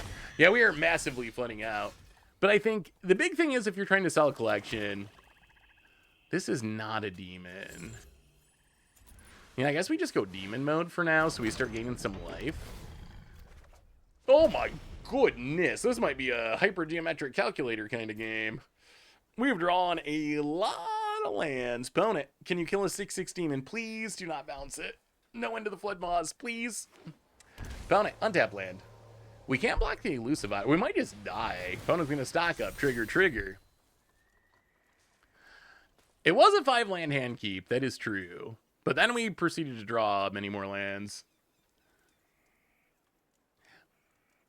So the big thing I'm looking for, let me finish that thought, I guess. How much money do you want for the collection? And then it doesn't have to be necessarily like a spreadsheet with every card listed out or something.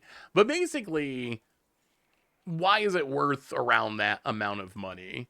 Because if I'm buying a collection for like the unboxing channel, my goal is basically just trying to break even. Like, I'm pretty happy.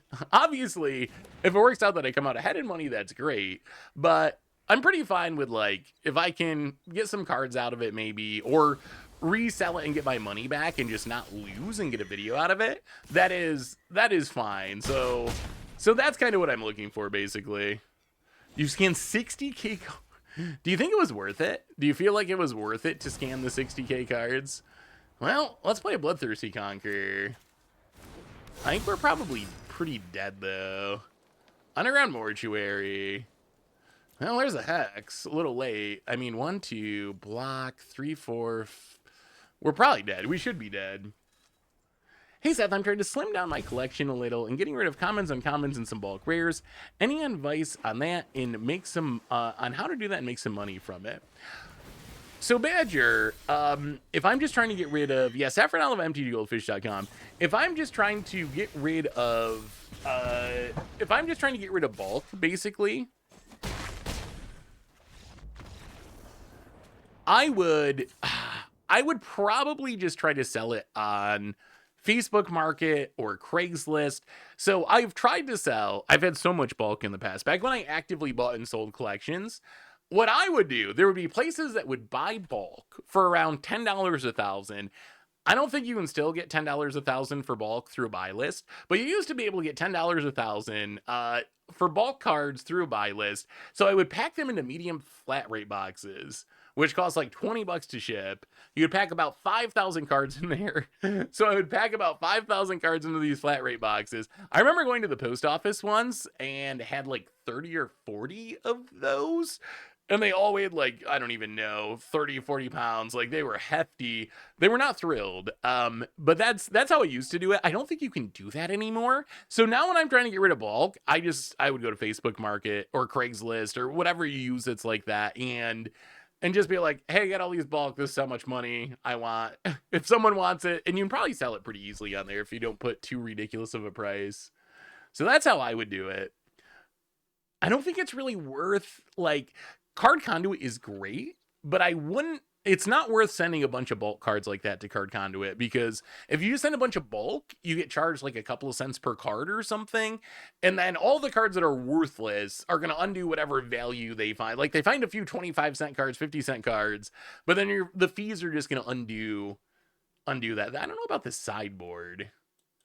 Why is the sideboard all just additional combo? This all... I always... This is one of the funniest sideboards I've ever seen. I always say, if you don't know how to build a sideboard, just put something in there. It'll be better than nothing. And this sideboard is one of the funniest. It's just redundant combo pieces and artifact removal. Enduring Tenacity is Southwind Avatar, take 2. Marauding Bright Feast, Sunscape Cleric, also similar to Southwind Avatar. And then a bunch of artifact and enchantment removal. Hey, we're running it back. I'm into Fishbowl 5 and 6. It's been awesome. I had a blast every single one. This one will be streamed. Ooh, that's cool. When is that?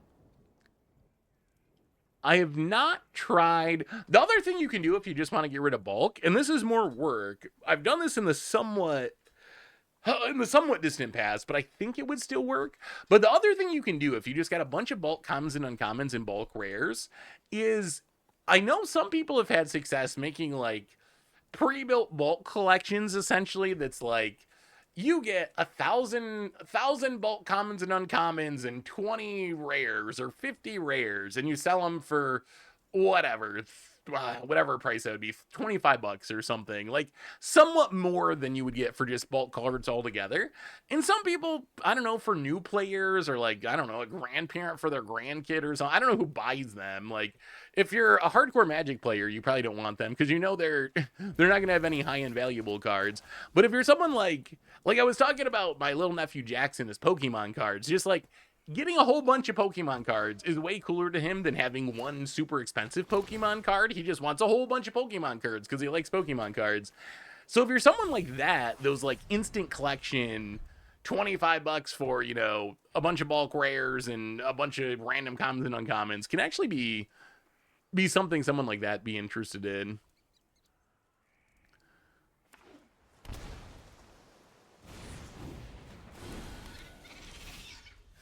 I'd be excited to hand off my collection. There's definitely over 500 hits on my collection, and it'll be a lot of finished commanders. Ooh, that sounds like a sweet collection.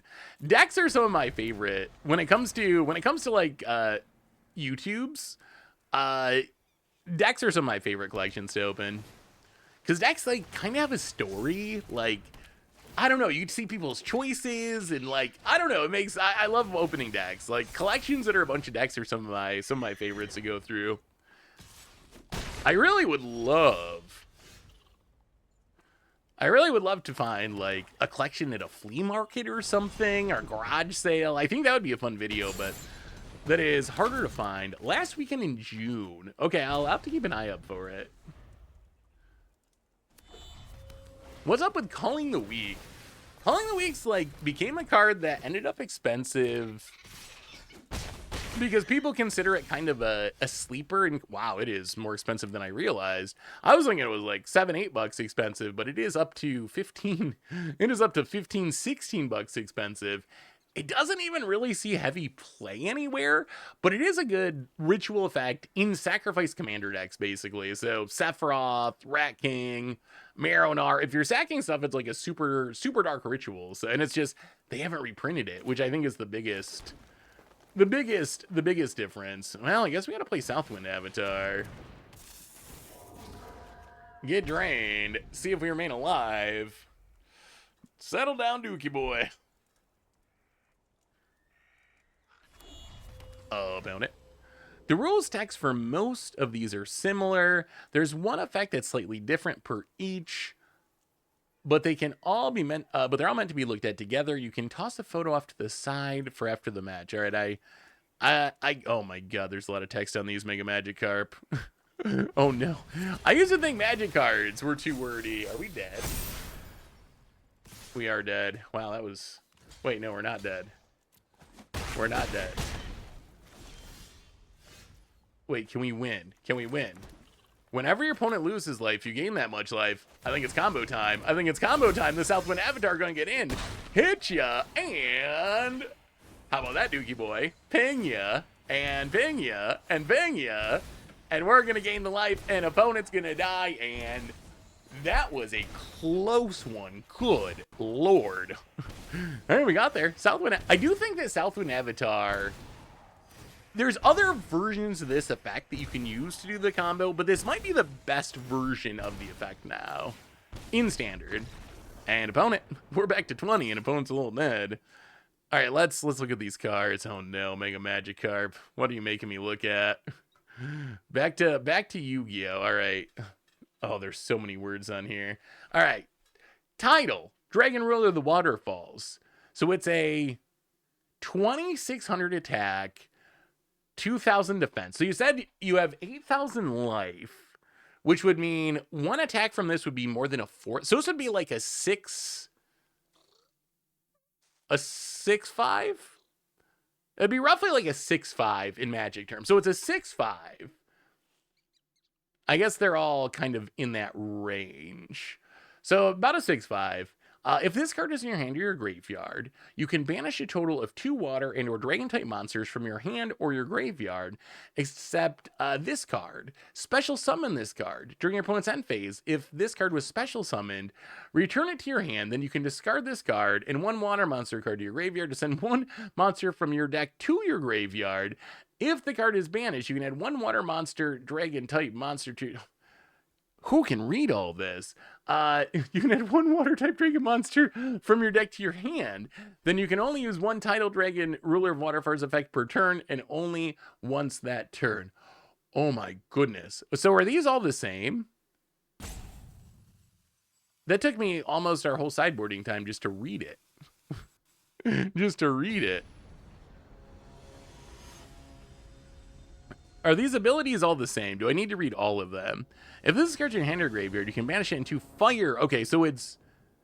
So they're all the same, but for different types, right? Like, this only works with water types, this work with wind types. They all work with dragons, but... So we assume that's like mountains and islands and plains are like the colors of Magic. So they all do the same thing, but for their colors. So this would be the equivalent of like a cycle in Magic, right? Like how we have the Bringer cycle, let's say, that are the different colors with similar effects, but they work for their own colors. Or like the Medallion cycle, how the medallions reduce the cost of only their specific color. So I assume it's roughly the equivalent of that. Yeah, we're gonna go land to the graveyard here. I'm going to need to read this. After the match, I'll read it again because I am still a little slightly confused. I think we just have to kill this and take the 3. There's so many words on there.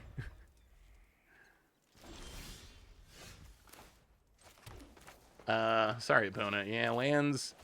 You are right. Let's just play an Unholy Annex. Opponent's getting verged. Opponent's getting, that is the downside of the verges. Sometimes they get you. Opponent gonna find land. Oh! It's another verge. Oh, I'm sorry, opponent. I'm sorry. Oh, the triple verge draw. The triple verge draw. There is a downside to them. Their verges. If you draw the verges, yeah, we're gonna make that a 2/2. End of turn. Gain some life. Southwind Avatar. Pass the turn. Come on, number 4. Number 4. Let's see one more River Pyre verge. Oh, it's a Steam Vents. Opponent's mana is unlocked. We were so close, opponent.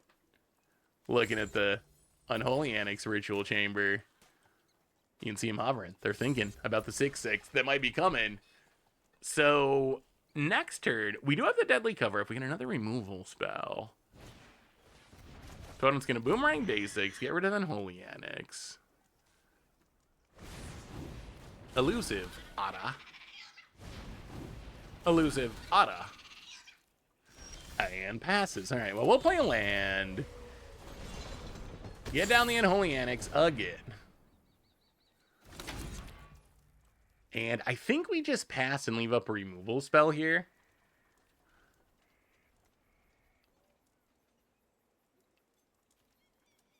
So no attacks, pass the turn.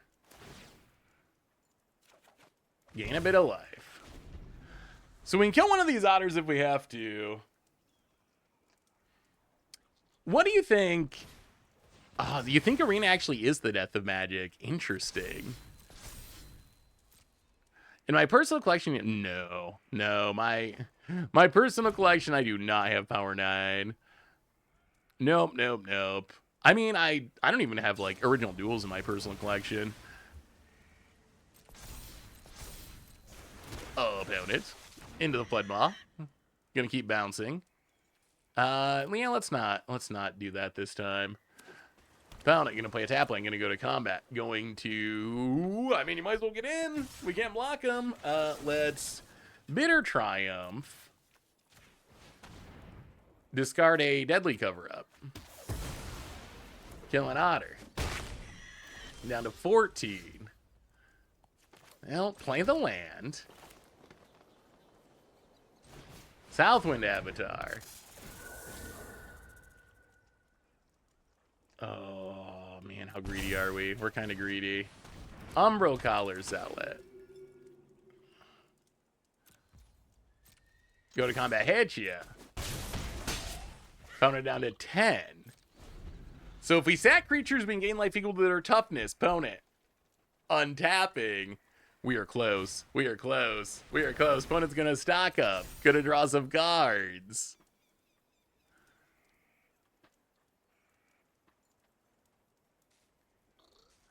If I could buy any card without worrying about the cost, what would it be? So just a card that I would want to own for my personal collection. I mean, honestly, it probably would. It probably would be Power 9. Like, I mean, that's the holy grail, right? Like, if cost was literally no concern at all, it's probably Lotus. It's probably Lotus. Like, it would just be cool, just because I love Magic history. Like, that's one of my big things. I love Magic history. It would be very cool to own a Lotus, just to feel like you owned. Like, there was only 1,200 Alpha Lotuses ever made, something like somewhere in the neighborhood of 1,200. Like, there's only something like, hey, Dookie boy, hey, good game, Dookie boy, welcome to the fishbowl. Big soup here for you. Sorry about the land trouble, the verging.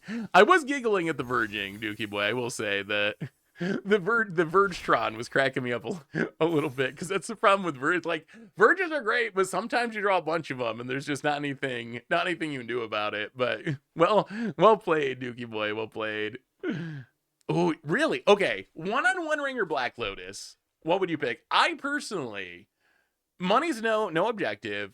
I would take I would take the Lotus, I think, over the One of One ring. Even though I think the One of One ring is more expensive. Ooh, Gauntlet of Might. Gauntlet of Might would be sweet. I mean, if we can go like super scares, there might be some like summer magic stuff that would be really interesting. There's a world championship card that they made in 1996, I want to say, that they gave away to the winner of Worlds. That's a one of one that looks incredibly goofy, but it would be cool to have. Or like the Richard Garfield marriage proposal card. Like if you get into the oddities and stuff like that, then that might even beat the Black Lotus. But all right, so back to this card. So I'm just going to assume that they're all the same enough. I'm not going to bother to read all of them. If this card is in your hand or your graveyard, you can banish a total of 2 water or dragon monsters from your hand or graveyard, except for this card. You special summon this card. During your end phase, if this card was special summoned, return it to your hand. You can then discard this card. You can discard this card and 1 water monster to your graveyard. Send 1 monster from your deck to your graveyard. If this card is banished, you can add 1 water monster type dragon monster from your deck to your hand. You can only use 1 title dragon. Okay, so here's my assumption. My assumption is this card's probably kind of like busted, and I'm just not understanding it. I find this card incredibly confusing. So what I see is this relatively big dragon, and maybe even not that big. It's not like Emrakul big, but it's relatively big. But a relatively big dragon. And then it can entomb things into your graveyard if it's in your graveyard or hand. I don't know. The card doesn't make sense to me. It doesn't make sense to me. I'm gonna say it's bad, but I have low confidence. Hey, what's up, Snago? Good to see you. I still want to see you try to pilot my deck too. Oh, the doppelgang. We might do some doppelganging sometime. It does look sweet. Oh, and Yu-Gi-Oh! All creatures have haste. Wait, so Mega Magikarp. Did that card actually put anything into play? Like, there's so much text on there. Maybe I'm just not gronking what that card actually is supposed to do. But I don't see, like... I don't see ever putting anything on the battlefield. Or maybe I'm missing a piece of how Yu-Gi-Oh! Works. But what I was reading on that card is... It's a card that can tutor cards into your graveyard. And I'm just not sure how valuable, like... Is that good? Is it like... I mean, Entomb is good. I know there's uses for getting cards in your graveyard, obviously. But I don't know. I didn't come away very impressed. But Yu-Gi-Oh! I feel like the rules of Yu-Gi-Oh! What did I miss, Mega Magikarp? What did I miss? Yeah, let's get down on Holy Annex. Start drawing some cards.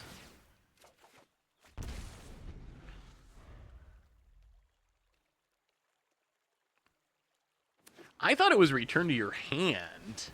But maybe I might just be completely... There's a lot of text on that card, and I don't know Yu-Gi-Oh! Rules, so I might just be misreading it.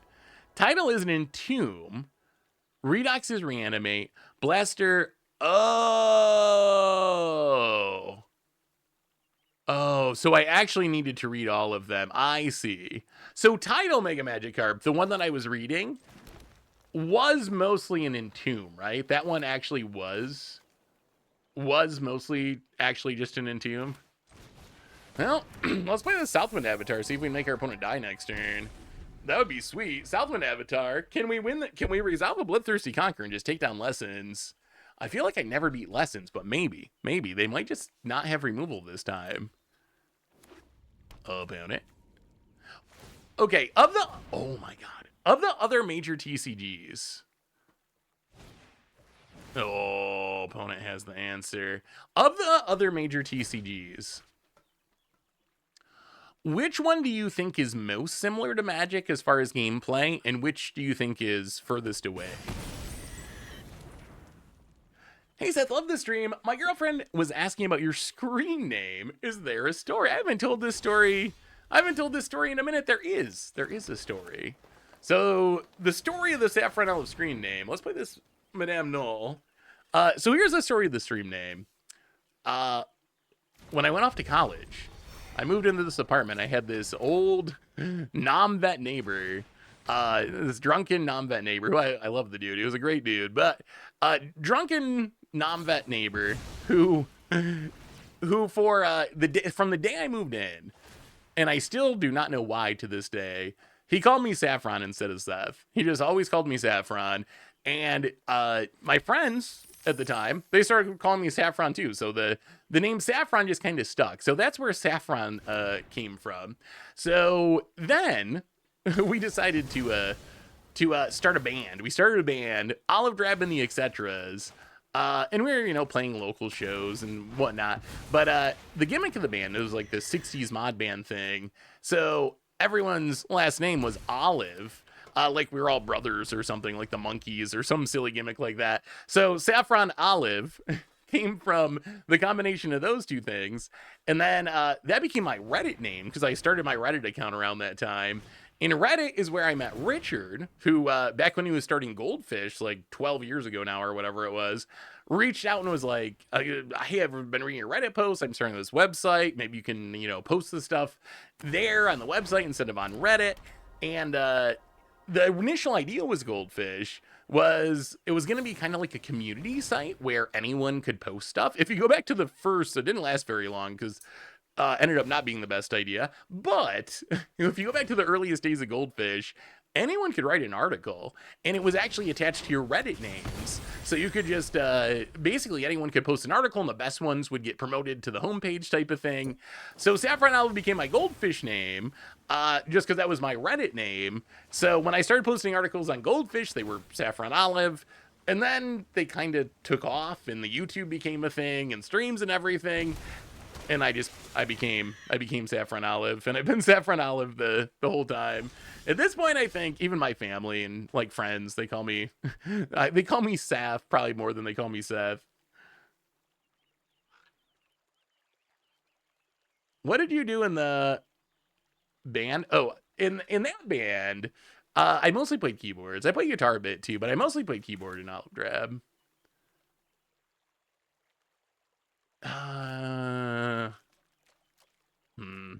Friggin' lessons.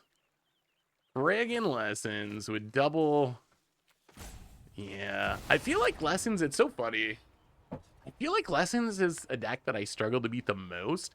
The good news is the sideboard that I was making fun of, yeah, you got it. The sideboard that I was making fun of before might actually be hilariously effective here. I was making fun of the amount of artifact and enchantment hate we have, but now we had to bring in 2 mutant chain reactions, 4 Weredowds, and 2 Origins of metal bending, and we just have ways to blow up our opponent's finishers for days, like literally for days. My goodness. We have, maybe the sideboard is just built, this person really did not want to lose to Lessons. Really did not want to lose to Lessons. Do you still get time to play music as a hobby? Not as much as I used to, but yes. I played, my little brothers still have a band, so I played a couple of shows with them last year. So I still practice with them sometimes, once in a while. There's a few places that they do festivals and stuff, like around upstate New York. So if they play a festival or something, I go play with them usually. So I'll probably play with them a bit this summer. So yeah, I mean, not as much. Music was like, before I started doing Magic, music was kind of my thing, right? That was kind of where I spent all my time, my biggest hobby, my biggest passion. But then I kind of shifted more towards Magic, and music took a little bit of a backseat. And also just like, part of it's growing up to you, I guess. Like, yeah, my family is wild. My family, it is, part of it's just like having a lot of us, because there was nine of us all together. But you got, you got professional basketball. You got me, professional basketball player, musicians. One of my brothers got one of the first cannabis licenses in New York when they started doing that a few years ago. So he somehow got his cannabis license and does a company with that, started a few years ago. So it's just a crazy, ridiculous Crazy, ridiculous combo. Interesting, though. Yeah, let's try like that. He's playing pro in Japan right now. He didn't make the NBA, at least yet. But yeah, he plays pro in Japan. He played, I mean, last year he played at Louisville for college. And before that, he played for BYU for 2 years at college. And then he graduated and this year played professionally in Japan. He's trying to figure out now what he's going to do next year. I think he's planning on just going, he'd like to just go back to Japan. He likes Japan. So that's kind of his plan, is to go back to Japan.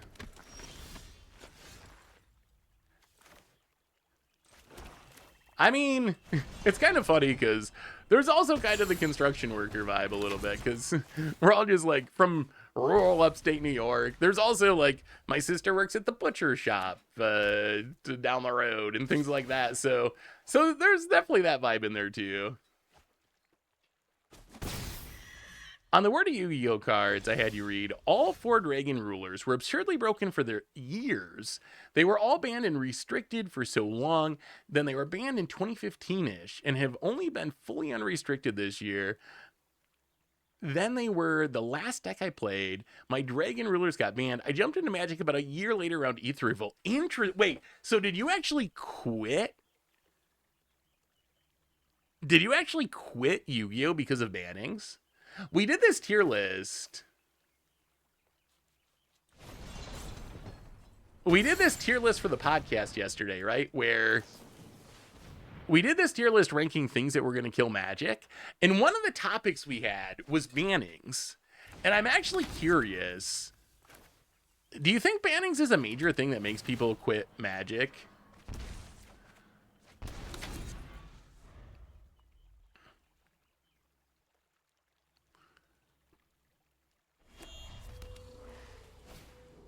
Oh, opponent, artist talent. Because that's when there was some debate about, like, bannings to me always felt like a necessary evil. But then I also have heard people, like, I always go back to that same story of the, like, this is a real story. I want to say it was, oh man, I don't know if it was Awesome Dude. I remember Awesome Dude being very young when he started watching the channel. But it was actually, like, when Emrakul the Promised End got banned, there was, like, a 14-year-old kid that reached out to me. It was like, I want to play Standard. I spent my birthday money on Emrakul's. and then they banned them, and now I don't got a deck, and I don't even know if I'm going to play this game anymore. Like, I don't even know if I care to keep playing this game. Oh. How bad is Ral? Ral doesn't kill things? All right, so we'll just take Accumulated Wisdom. Take the Accumulated Wisdom. Put some counters on the Deep Cavern Bat. Gain a bit of life. Wait, we might be taking down Lessons here, opponent. Cosmic Roan is the main band that my brother's playing. There's also some random one-off shows and stuff they play, but that would be the main one. Exiled, my dude! Welcome to the Fishbowl. First time sub, thank you so much. Big soup cheer for our new subscriber. Have any of you played a RV there yet? The Patreon. Tomer's been doing the Patreon thing. And oh, do we pay 6? No, that's crazy. That would be crazy. But we will kill this Ral and hit it. Man, this is going super well at the moment. Getting hit, your opponent gonna trade in the Grand. Just kidding, not gonna trade in the Grand. The Ral is down. Yeah, we'll just pass. We will gain 4. We will drain you. It's actually a pretty fun game. I actually enjoyed playing it. It's pretty funny. If you want a super cheap, like, co-op game. Oh, I haven't played. Someone asked about Slay the Spires 2. I played Slay the Spires 1. That's one of my traveling games. So if I gotta go fly somewhere, I'll play Slay the Spires. Or what's the other one? Beltro? What's the one with the Jokers? Those are the 2 I play the most when I go traveling. But I haven't tried 2 yet. Is Slay the Spires 2 actually different enough from Slay the Spires 1 to be necessary? Like, do I need to get Slay the Spires 2? Balatro, yeah. That was actually last year before I was going to Vegas. I asked you all for recommendations of games that I could play offline, and those were the two you said, and y'all nailed it. It was actually like the perfect suggestions. I'll get and hit you, opponent. Dead.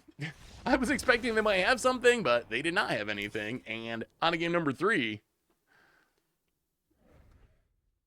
Uh-oh. Uh-oh.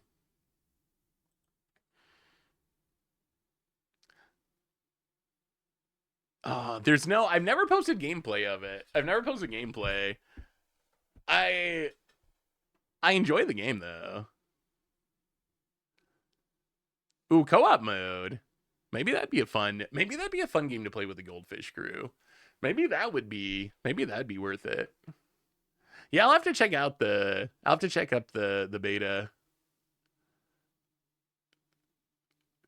No, there's actually a misconception about it. So my brother had a very funny basketball story, because we live in grew up in this tiny 800-person town upstate New York.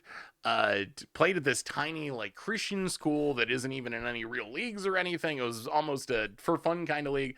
So anyway, he didn't have any. He was 7 feet tall, but he didn't play at any of the big schools or anything. So no one knew who he was. So he went to Niagara. Literally drove to Niagara College, which was 2 hours away, with his high school coach. They drove up there and basically just tried to talk their way into a scholarship. So he started at Niagara, then he went to Detroit for 2 years, and then after he was done at Detroit, he basically just wanted to go to the biggest place possible, and BYU was the biggest school that was interested in him.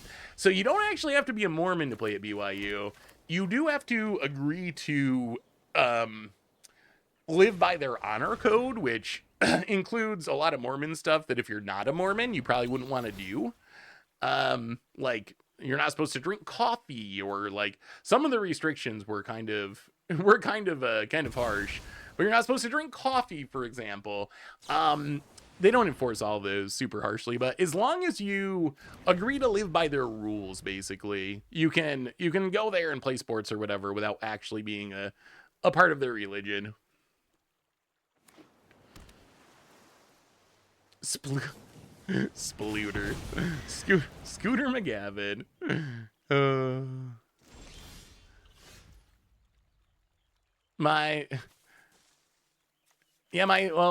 So of weird coincidences, my little brother who plays basketball at this tiny little Christian school he played high school in, he played with these 3 brothers, the McDonalds, who had just happened to be that their uncle was Scooter McGavin. So he would always hang out with them, and he's been at parties and stuff with Scooter McGavin being there because he's our uncle. So we just come down for the holidays or whatever. So yeah, it's small, just weird small world kind of stuff. Yeah, the Mormonism is very, very. I'm actually kind of fascinated with Mormonism to some extent too.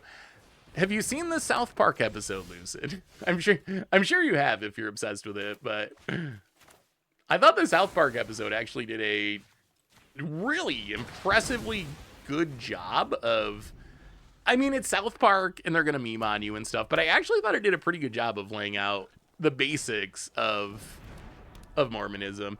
You grew up Mormon, it's crazy. I mean, I grew up in a very conservative evangelical Christian family, and I know the beliefs are different, but I assume the level of crazy is roughly the same.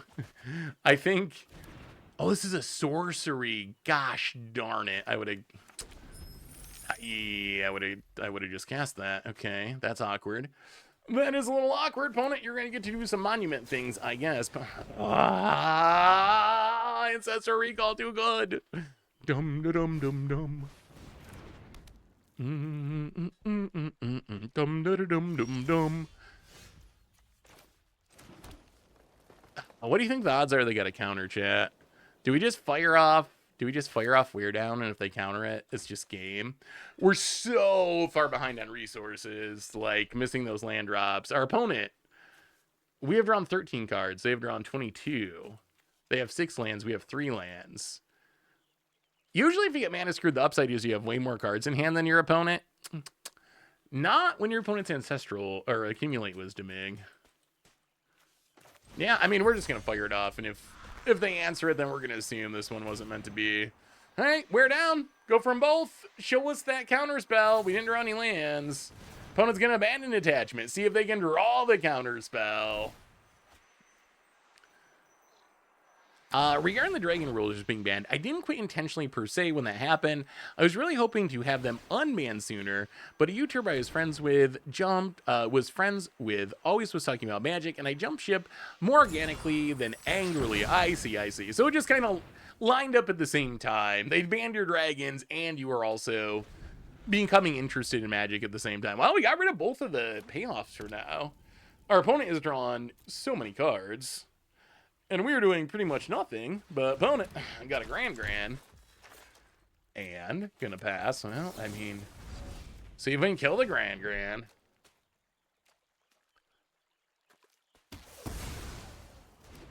I mean, our opponent's probably holding a ton of removal spells. Well, see how many counter spells they're holding. We don't have any Graveyard Hate. Well, I mean, we gotta just start playing in Holy Annexes. All right, opponent, show us the counter. Yeah, if we come back from this, okay, opponent has the annul. Really, we kind of have a shot now. Like, without the Artist Talent in the Monument, our opponent does not have the clock. We do have a ton of artifact and enchantment removal in the deck. Someday, we might resolve something, and then our opponent better look out about it. Wow, opponent is desperate. Cashes in both treasures to loot with a 3. That is... Wow, last firebending lesson down. Okay. Opponent, there's a Grand. And another Artist Talent. And that's got to be the last one, right? 1, 2, 3.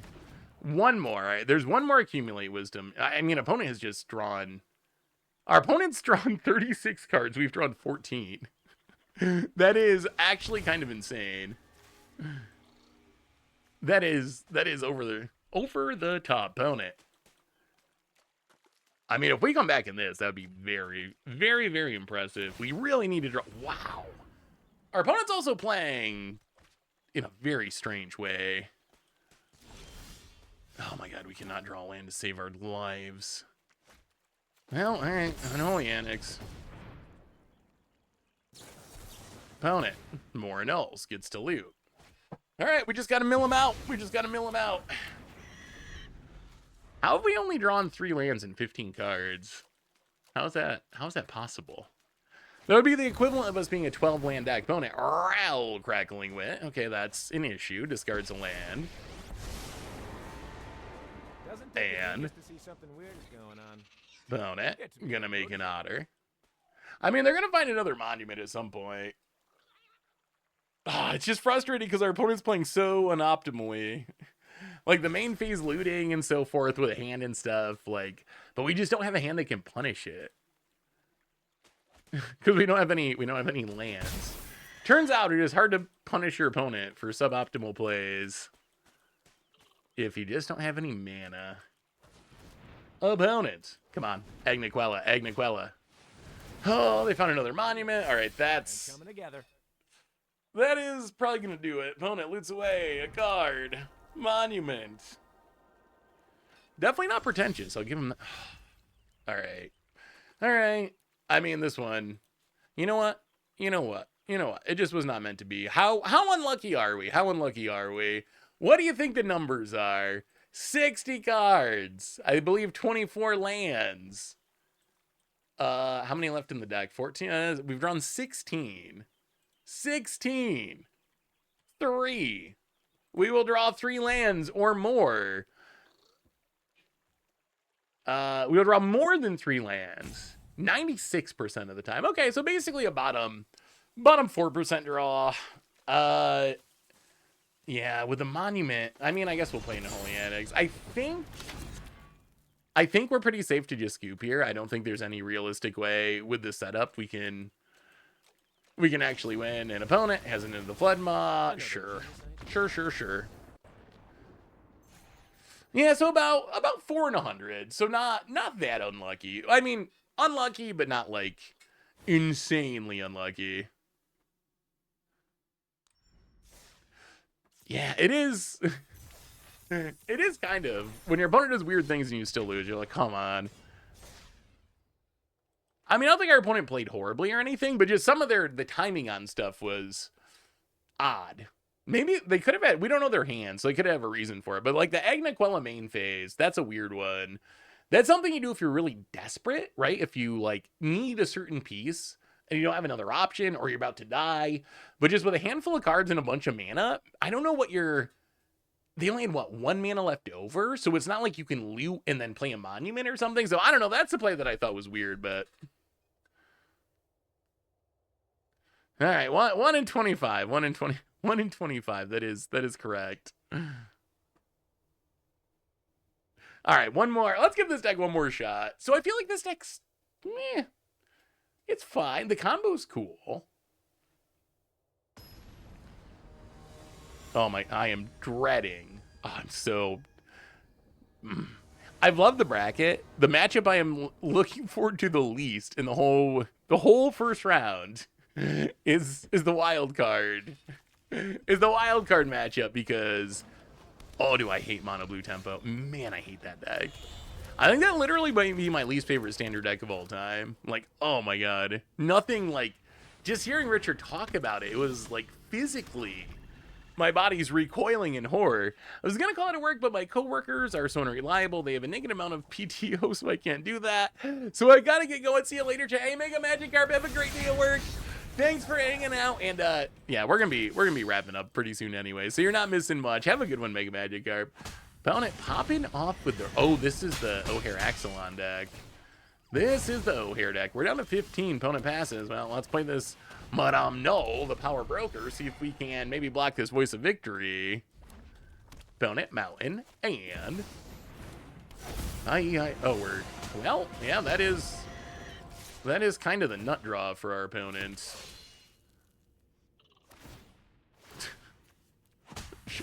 Sure. Okay. We played a 3-drop and died.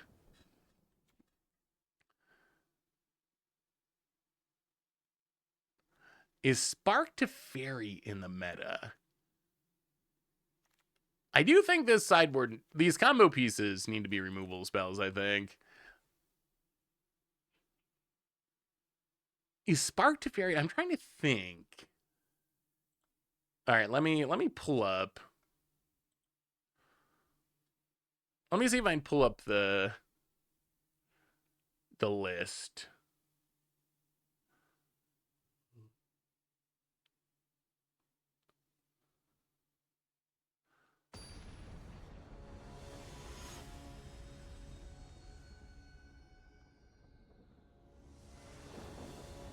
I want to say there's probably a Teferi somewhere. So Teferi. So what do we have for that era? So 2018, Simic Nexus, Rakdos Chainwhirler. 2019, Simic Oko, Golos Field, Fires. Was Teferi in Fires? I don't think so. So maybe there is not a 3-fairy. There might not be a 3-fairy deck. Oh, 5 mana. 5 mana Teferi from Dominaria. I don't know if 5 mana Teferi's in there either. So 2017, we had 4-color Copycat, Temur Energy, Ramenomp Red. Yeah, I don't know if there's a 5 mana Teferi deck either. It's a Teferi light. Nexus, I think, was just Simic. I'm pretty sure it was straight Simic. At least the version. There were versions that had Teferi. I think this is a straight Simic Nexus deck, though. Yeah, so maybe there's no Teferi representation. That might be an oversight. He was. I mean, Teferi was very good in Standard. I mean, part of the challenge was also, like, a lot of. Many standards have a control deck. And we have, like, Blue-White Sphinx's Revelation control. So it was hard to just put too many too many control decks into the same field, so it might have been partly that. I'm excited for Vegas. It's gonna be sweet. I always look forward to Vegas. What decks are you bringing swing for? How many decks are you bringing swing for 0? Well, let's get on the Umbral Collars outlet. We can't really play the Bloodthirsty Conqueror because of this exercise, unless we're gonna win right away. Opponent has a Howl Squad heavy. And yeah, I mean, I think we might be getting Goblin. Opponent gonna get in and hit us. You know what would make this deck better? Badger Mole Cubs. I think this deck needs some Badger Mole Cubs. I think rather than trying to play, like, we're already playing Llanowar, I think rather than play the control game, I think maybe you just play Badger Moles and try to speed it up. I feel like that's the secret to making any deck decent. Opponent. Oh, here, Axelon. Opponent.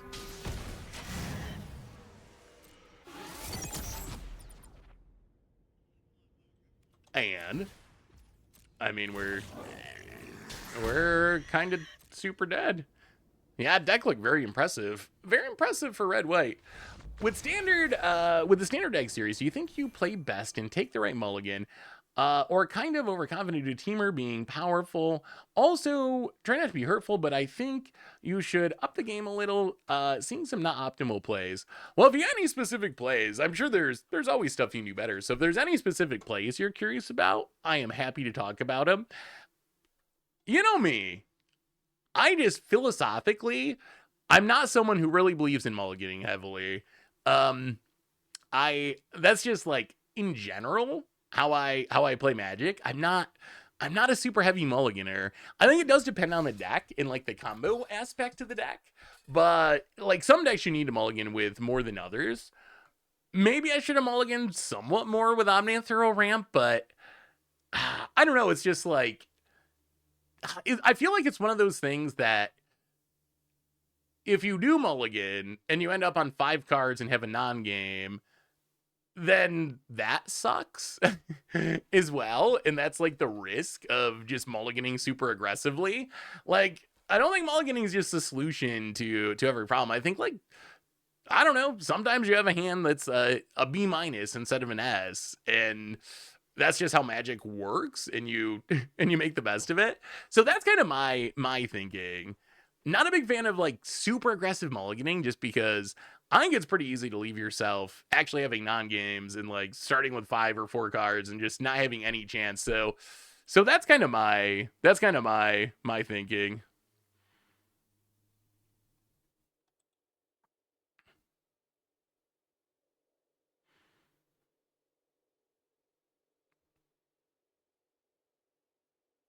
One thing that stands out to me is in Game 1 against Affinity with Goldfield, playing the Giant instead of Wrathing with it, and then following it up with lands for zombies was a certain win. That was probably a mistake. Another one that stands out is like the Lobotomy in that matchup, where should I have lobotomized a land rather than taking collected companies? Maybe that could be true. I'm still not sure if that one is actually which one is correct there. Or do you take the Spell Quellers? Because Spell Queller is the card that like really makes things bad. That seems very counterintuitive, but maybe there's an argument that you just take the Spell Quellers.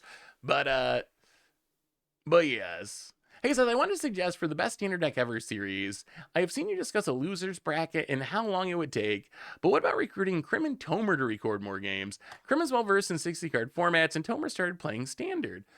Yeah, that could be interesting. That would be fun. So yeah, maybe there's a way to expand it out and have more of the crew doing stuff.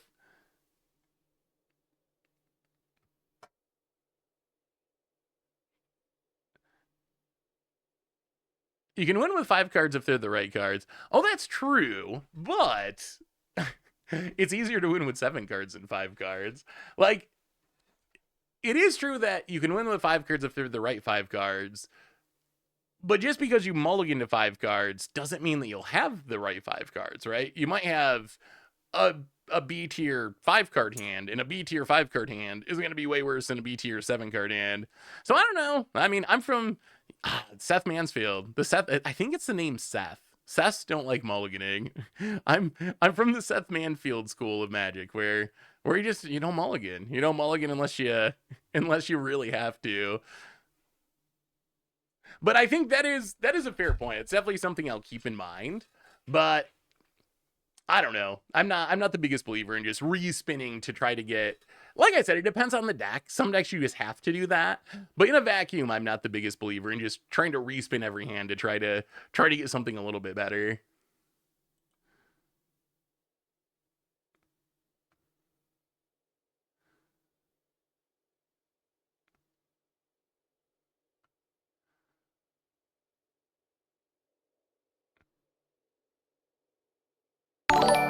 I mean, one land, one keep. Those are the rules we play by. Siege Wino.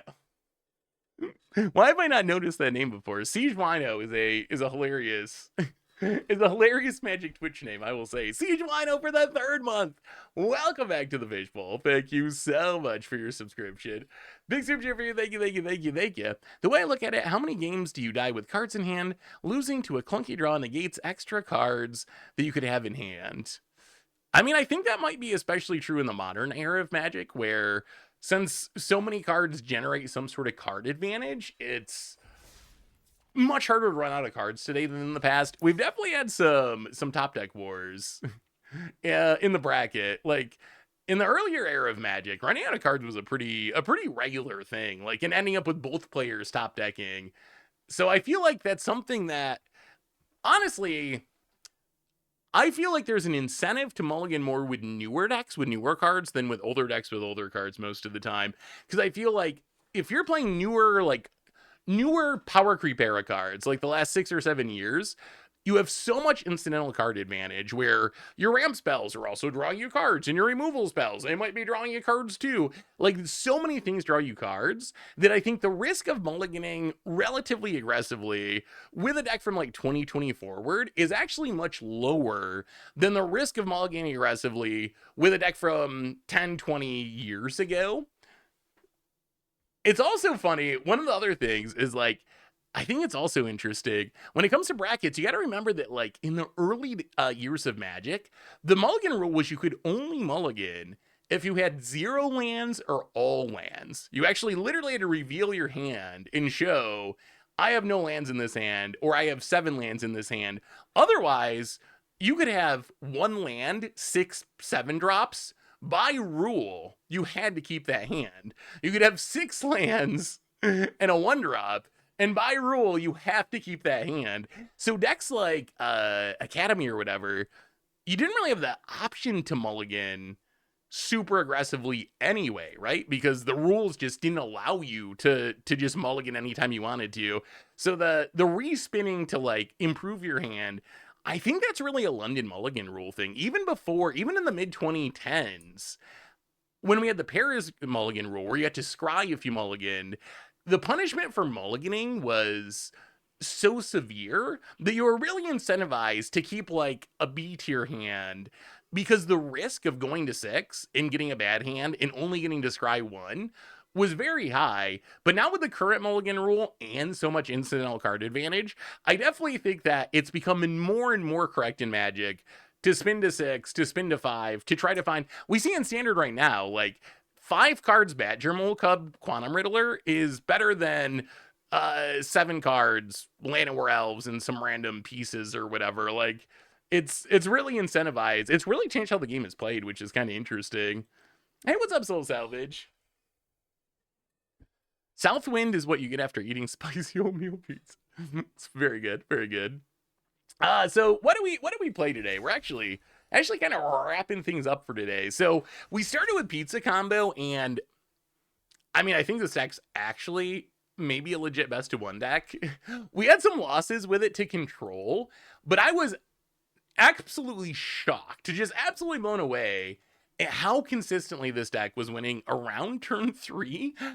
It looks kind of like a pile. It's using a lot of very weird cards, but it turns out, thanks to Formidable Speaker and the ways to tutor up our pieces and does machines, actually very easy to assemble this 3-card combo. So I think the pizza combo deck, if you're looking for a best of 1 deck, it might actually be kind of legit right now. We'll see where it is in a few weeks, because I feel like once people know, oh, if there's a Mona Lisa or there's a Redshift, I gotta kill that or they're gonna combo kill me. It probably ends up getting worse then, but I think for now, it's actually very good. And then Southwind Avatar, hard to say too much. We played it a little bit, but we played the really long game against Lessons that felt very even, except for the fact that we just did not hit lands in game number 3. So we didn't play a ton of games with it. I think the idea is cool, although I definitely think the build in specific could use work. I don't really get the point of all the combo pieces in the sideboard. I do like having some artifact and enchantment removal, but I would definitely... 2 suggestions for this deck. 1, add removal to the sideboard over like Starscape Clerics and Marauding Bright Piece. That's an easy one. And number 2, it might just be better as a Badger Mole Cub deck. Like, I don't know. I've had so much success in Standard. If you want to play things that cost 4 and 5 mana, and you're already in green and playing Llanowar, it's just so easy to be like, you know what, rather than trying to kill your stuff, I'm just going to play Badger Mole and see if I can turbo out my combo faster than you can do anything. And a lot of times that ends up making the deck better. So that'd probably be my advice. What are your thoughts on the BNR announcement? So BNR announcement, I'm unsurprised. I'm unsurprised at the no changes announcement. I know they banned the card in Historic. They banned Food Chain in Historic, which that just had to go because that was just a mistake. Not surprised that there were no changes. Slightly disappointed. What I would have liked to see happen, and again, I was expecting no changes, so I wasn't shocked. But what I would have liked to see happen is I think there's cards you can unban in Modern. I think we had success last time. Wizards did some pretty risky unbans with Mox Opal. Like, it ended up being a positive for the format. So I would like to see them do a little gambling with Modern as far as unbanning stuff. I had a list. Let me see. Where are the cards? I had a list of like seven or 8 cards that I thought were unbannable. Like, I think Deathrite, Umezawa Jitte, Punishing Fire, Ponder, I think those are the easiest ones that they should try unbanning. And then I also think Glimpse of Nature, Birthing Pod, and possibly Blazing Shoal. That one I used to be very high on. Now I'm a little bit more... the problem with Blazing Shoal is it's probably like a Bridge from Below card where 90% of the time it's going to do nothing, but then the 10%, it's just going to be some busted combo deck that kills really quickly. So maybe it's not worth unbanning just because the 10% kind of sucks, even if it's fine most of the time. But I would like to see them unban some more stuff, like try unbanning some more stuff in Modern. And then in Standard, it's just like this weird ban. Am I sure about DRS? Yes, I am very convinced that DRS, I don't even think DRS is risky. Like, I think that DRS is actually perfectly fine.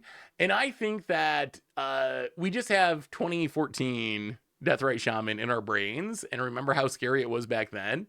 And it was very good back then.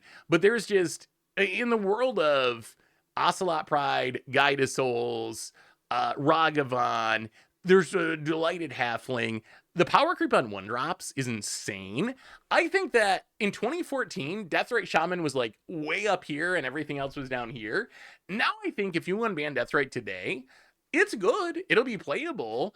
But I think it's just another very good 1-drop in Modern. And I think that's actually kind of perfectly fine. So yeah, I would like to see more unbannings in Modern. And then in Standard, my main criticism of the format is just I feel like it's too fast. Tamiyo's another great example. I don't really know how to fix that. Like, I always go to ban Badger Mole Cub and then ban something from Izzet to keep it on par with Badger Mole Cub deck. So ban Badger Mole and then ban like Storm Chaser's Talon or something to try to keep Izzet power down a little bit too. I think the actual answer is I think the actual answer is you got to go back to 2-year Standard. Like, I'm not sure we can actually control the speed of Standard through bannings, and I will fully admit that banning Badger Mole Cub might backfire in the sense that it might just make green unplayable and standard doesn't get any slower.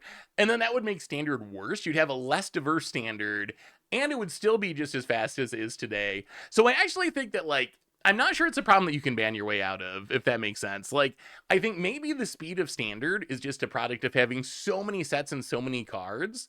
And the only way that standard will actually slow down without Wizards directly depowering cards, which they're not going to do because then you won't sell the cards that are from the depowered sets. But aside from Wizards somehow deciding we're going to reverse power creep for the next year, which I just can't imagine happening, I think it's really just we need less cards in the format. So I think that's basically where my focus is. I'm going to keep pestering Wizards every now and then to see if maybe we can go back to 2-year standard. I don't know. I'm curious. Before I wrap things up for today, now it's been like 2 or 3 years. What do you think about 3-year standard? Like is that something we should be pushing for? Because that's my current thought, is the smartest thing to do is really not push for banning Badger Molocud or any individual card, but to push Wizards to make standards smaller and slower overall by just letting less sets into the format.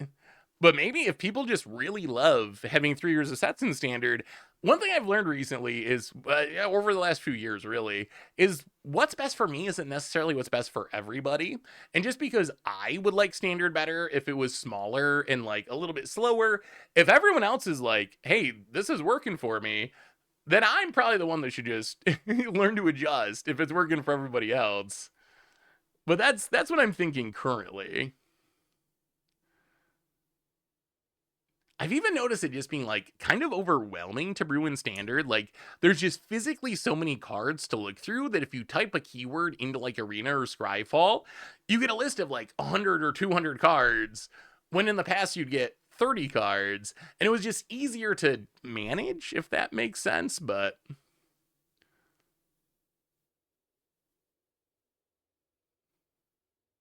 I've really been enjoying Planner. I would like to check out Planner Standard. I really would.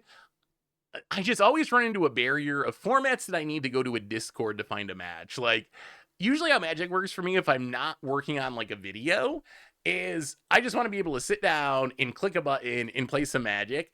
I don't really want to like join a Discord and add someone as a friend. But one thing I think we could do very easily, if Planner Standard is something that's kind of worth checking out, I think me and Richard could just do a random one-off game. That would be kind of fun. So maybe we try a Planner Standard game just to check out the format that way. That might be the easiest way to do it. 18 sets in standard is absolutely wild. There's no doubt. I mean, I think even Wizards would say that it's wild. I mean, they're doing it, so I don't think it's necessarily a bad thing, but it's definitely wild to have standard be that big. I love the brewing aspect of having this many sets, but it still exists in Modern and Timeless. We don't need infinite possibilities in standard. In fact, it should be the opposite. Yeah, I imagine, like, if I, as someone who essentially brews for a living and has done that for a decade now, like, if you really think about it, that's a big part of what I do, is just brewing. If I get overwhelmed with the number of cards in standard, imagine what someone who started with Final Fantasy or Avatar or Spider-Man, like someone who started 6 months ago and they want to sit down and try to build a deck. I just cannot imagine that going well. Like, if I struggle with it and I'm so well versed in like Magic cards and history and so forth, it's got to be very overwhelming for a new player. Planner Standard is a fan-made format that is essentially standard without universes beyond, and I believe it's 2 years of sets rather than 3 years of sets, but someone can correct me if I'm wrong on that. But the last couple weeks, people have been asking me about it. I know people have started playing it. It's kind of catching on as a fan-made thing. I haven't actually tried it myself yet, though. I guess another way to look at it would be Alchemy without Alchemy. It's essentially Alchemy on Arena, but without the Alchemy cards, I think. I mean, I think there's going to be a event on Magic Online, I think starting today too, that is essentially 2 year standard. Would that count? Would the Magic Online event, does that count as Planner Standard for you Planner Standard fans? Like, if we did that, is that actually close enough? I believe that starts with Edge of Eternities. So it's Edge of Eternities to or rotation happened with Edge of Eternities, but it's got to be pretty similar to Planner Standard. But although I'm new to MTG, the current standard looks extended Looks like Extended in the Past. Oh, it actually very, very much literally is the size of Extended in the Past. Like, it very much is. Good observation, Two-Face. Problem is that, the problem with that is when the universe set has the main removal. Yeah, that's a thing, right? That would be the thing if there's like keep the dress that you really need or the graveyard hate spell that you really need to exist to make your format functions. If that only comes from the universe's beyond set and you don't allow those, then what are you gonna do? In theory, stuff like Foundations probably fills that gap where hopefully that has most of the nuts and bolts, the foundational pieces of your standard decks. So those would be legal everywhere, but that could be a concern. Anyway, everyone, I think that's our stream for today. So, reminders on the way out the door, replay YouTube for the old streams, normal YouTube, check out the bracket matches and everything else. One more shout out to our sponsor, Card Kingdom, if you need some magical cards, you can get them over at cardkingdom.com/mtggoldfish. And next week on the stream, we will get to check out some Secrets of Strixhaven spoilers. So stream at the normal time next week, except at 1 Eastern time, I believe 1, either noon or 1, whatever time they start. You never know with WotC. But we'll be checking out some spoiler action too. So come back next week to check out some Secrets of Strixhaven spoilers together. So until then, have a great week, everyone. Be good, feel good. I love y'all, and I will talk to you soon.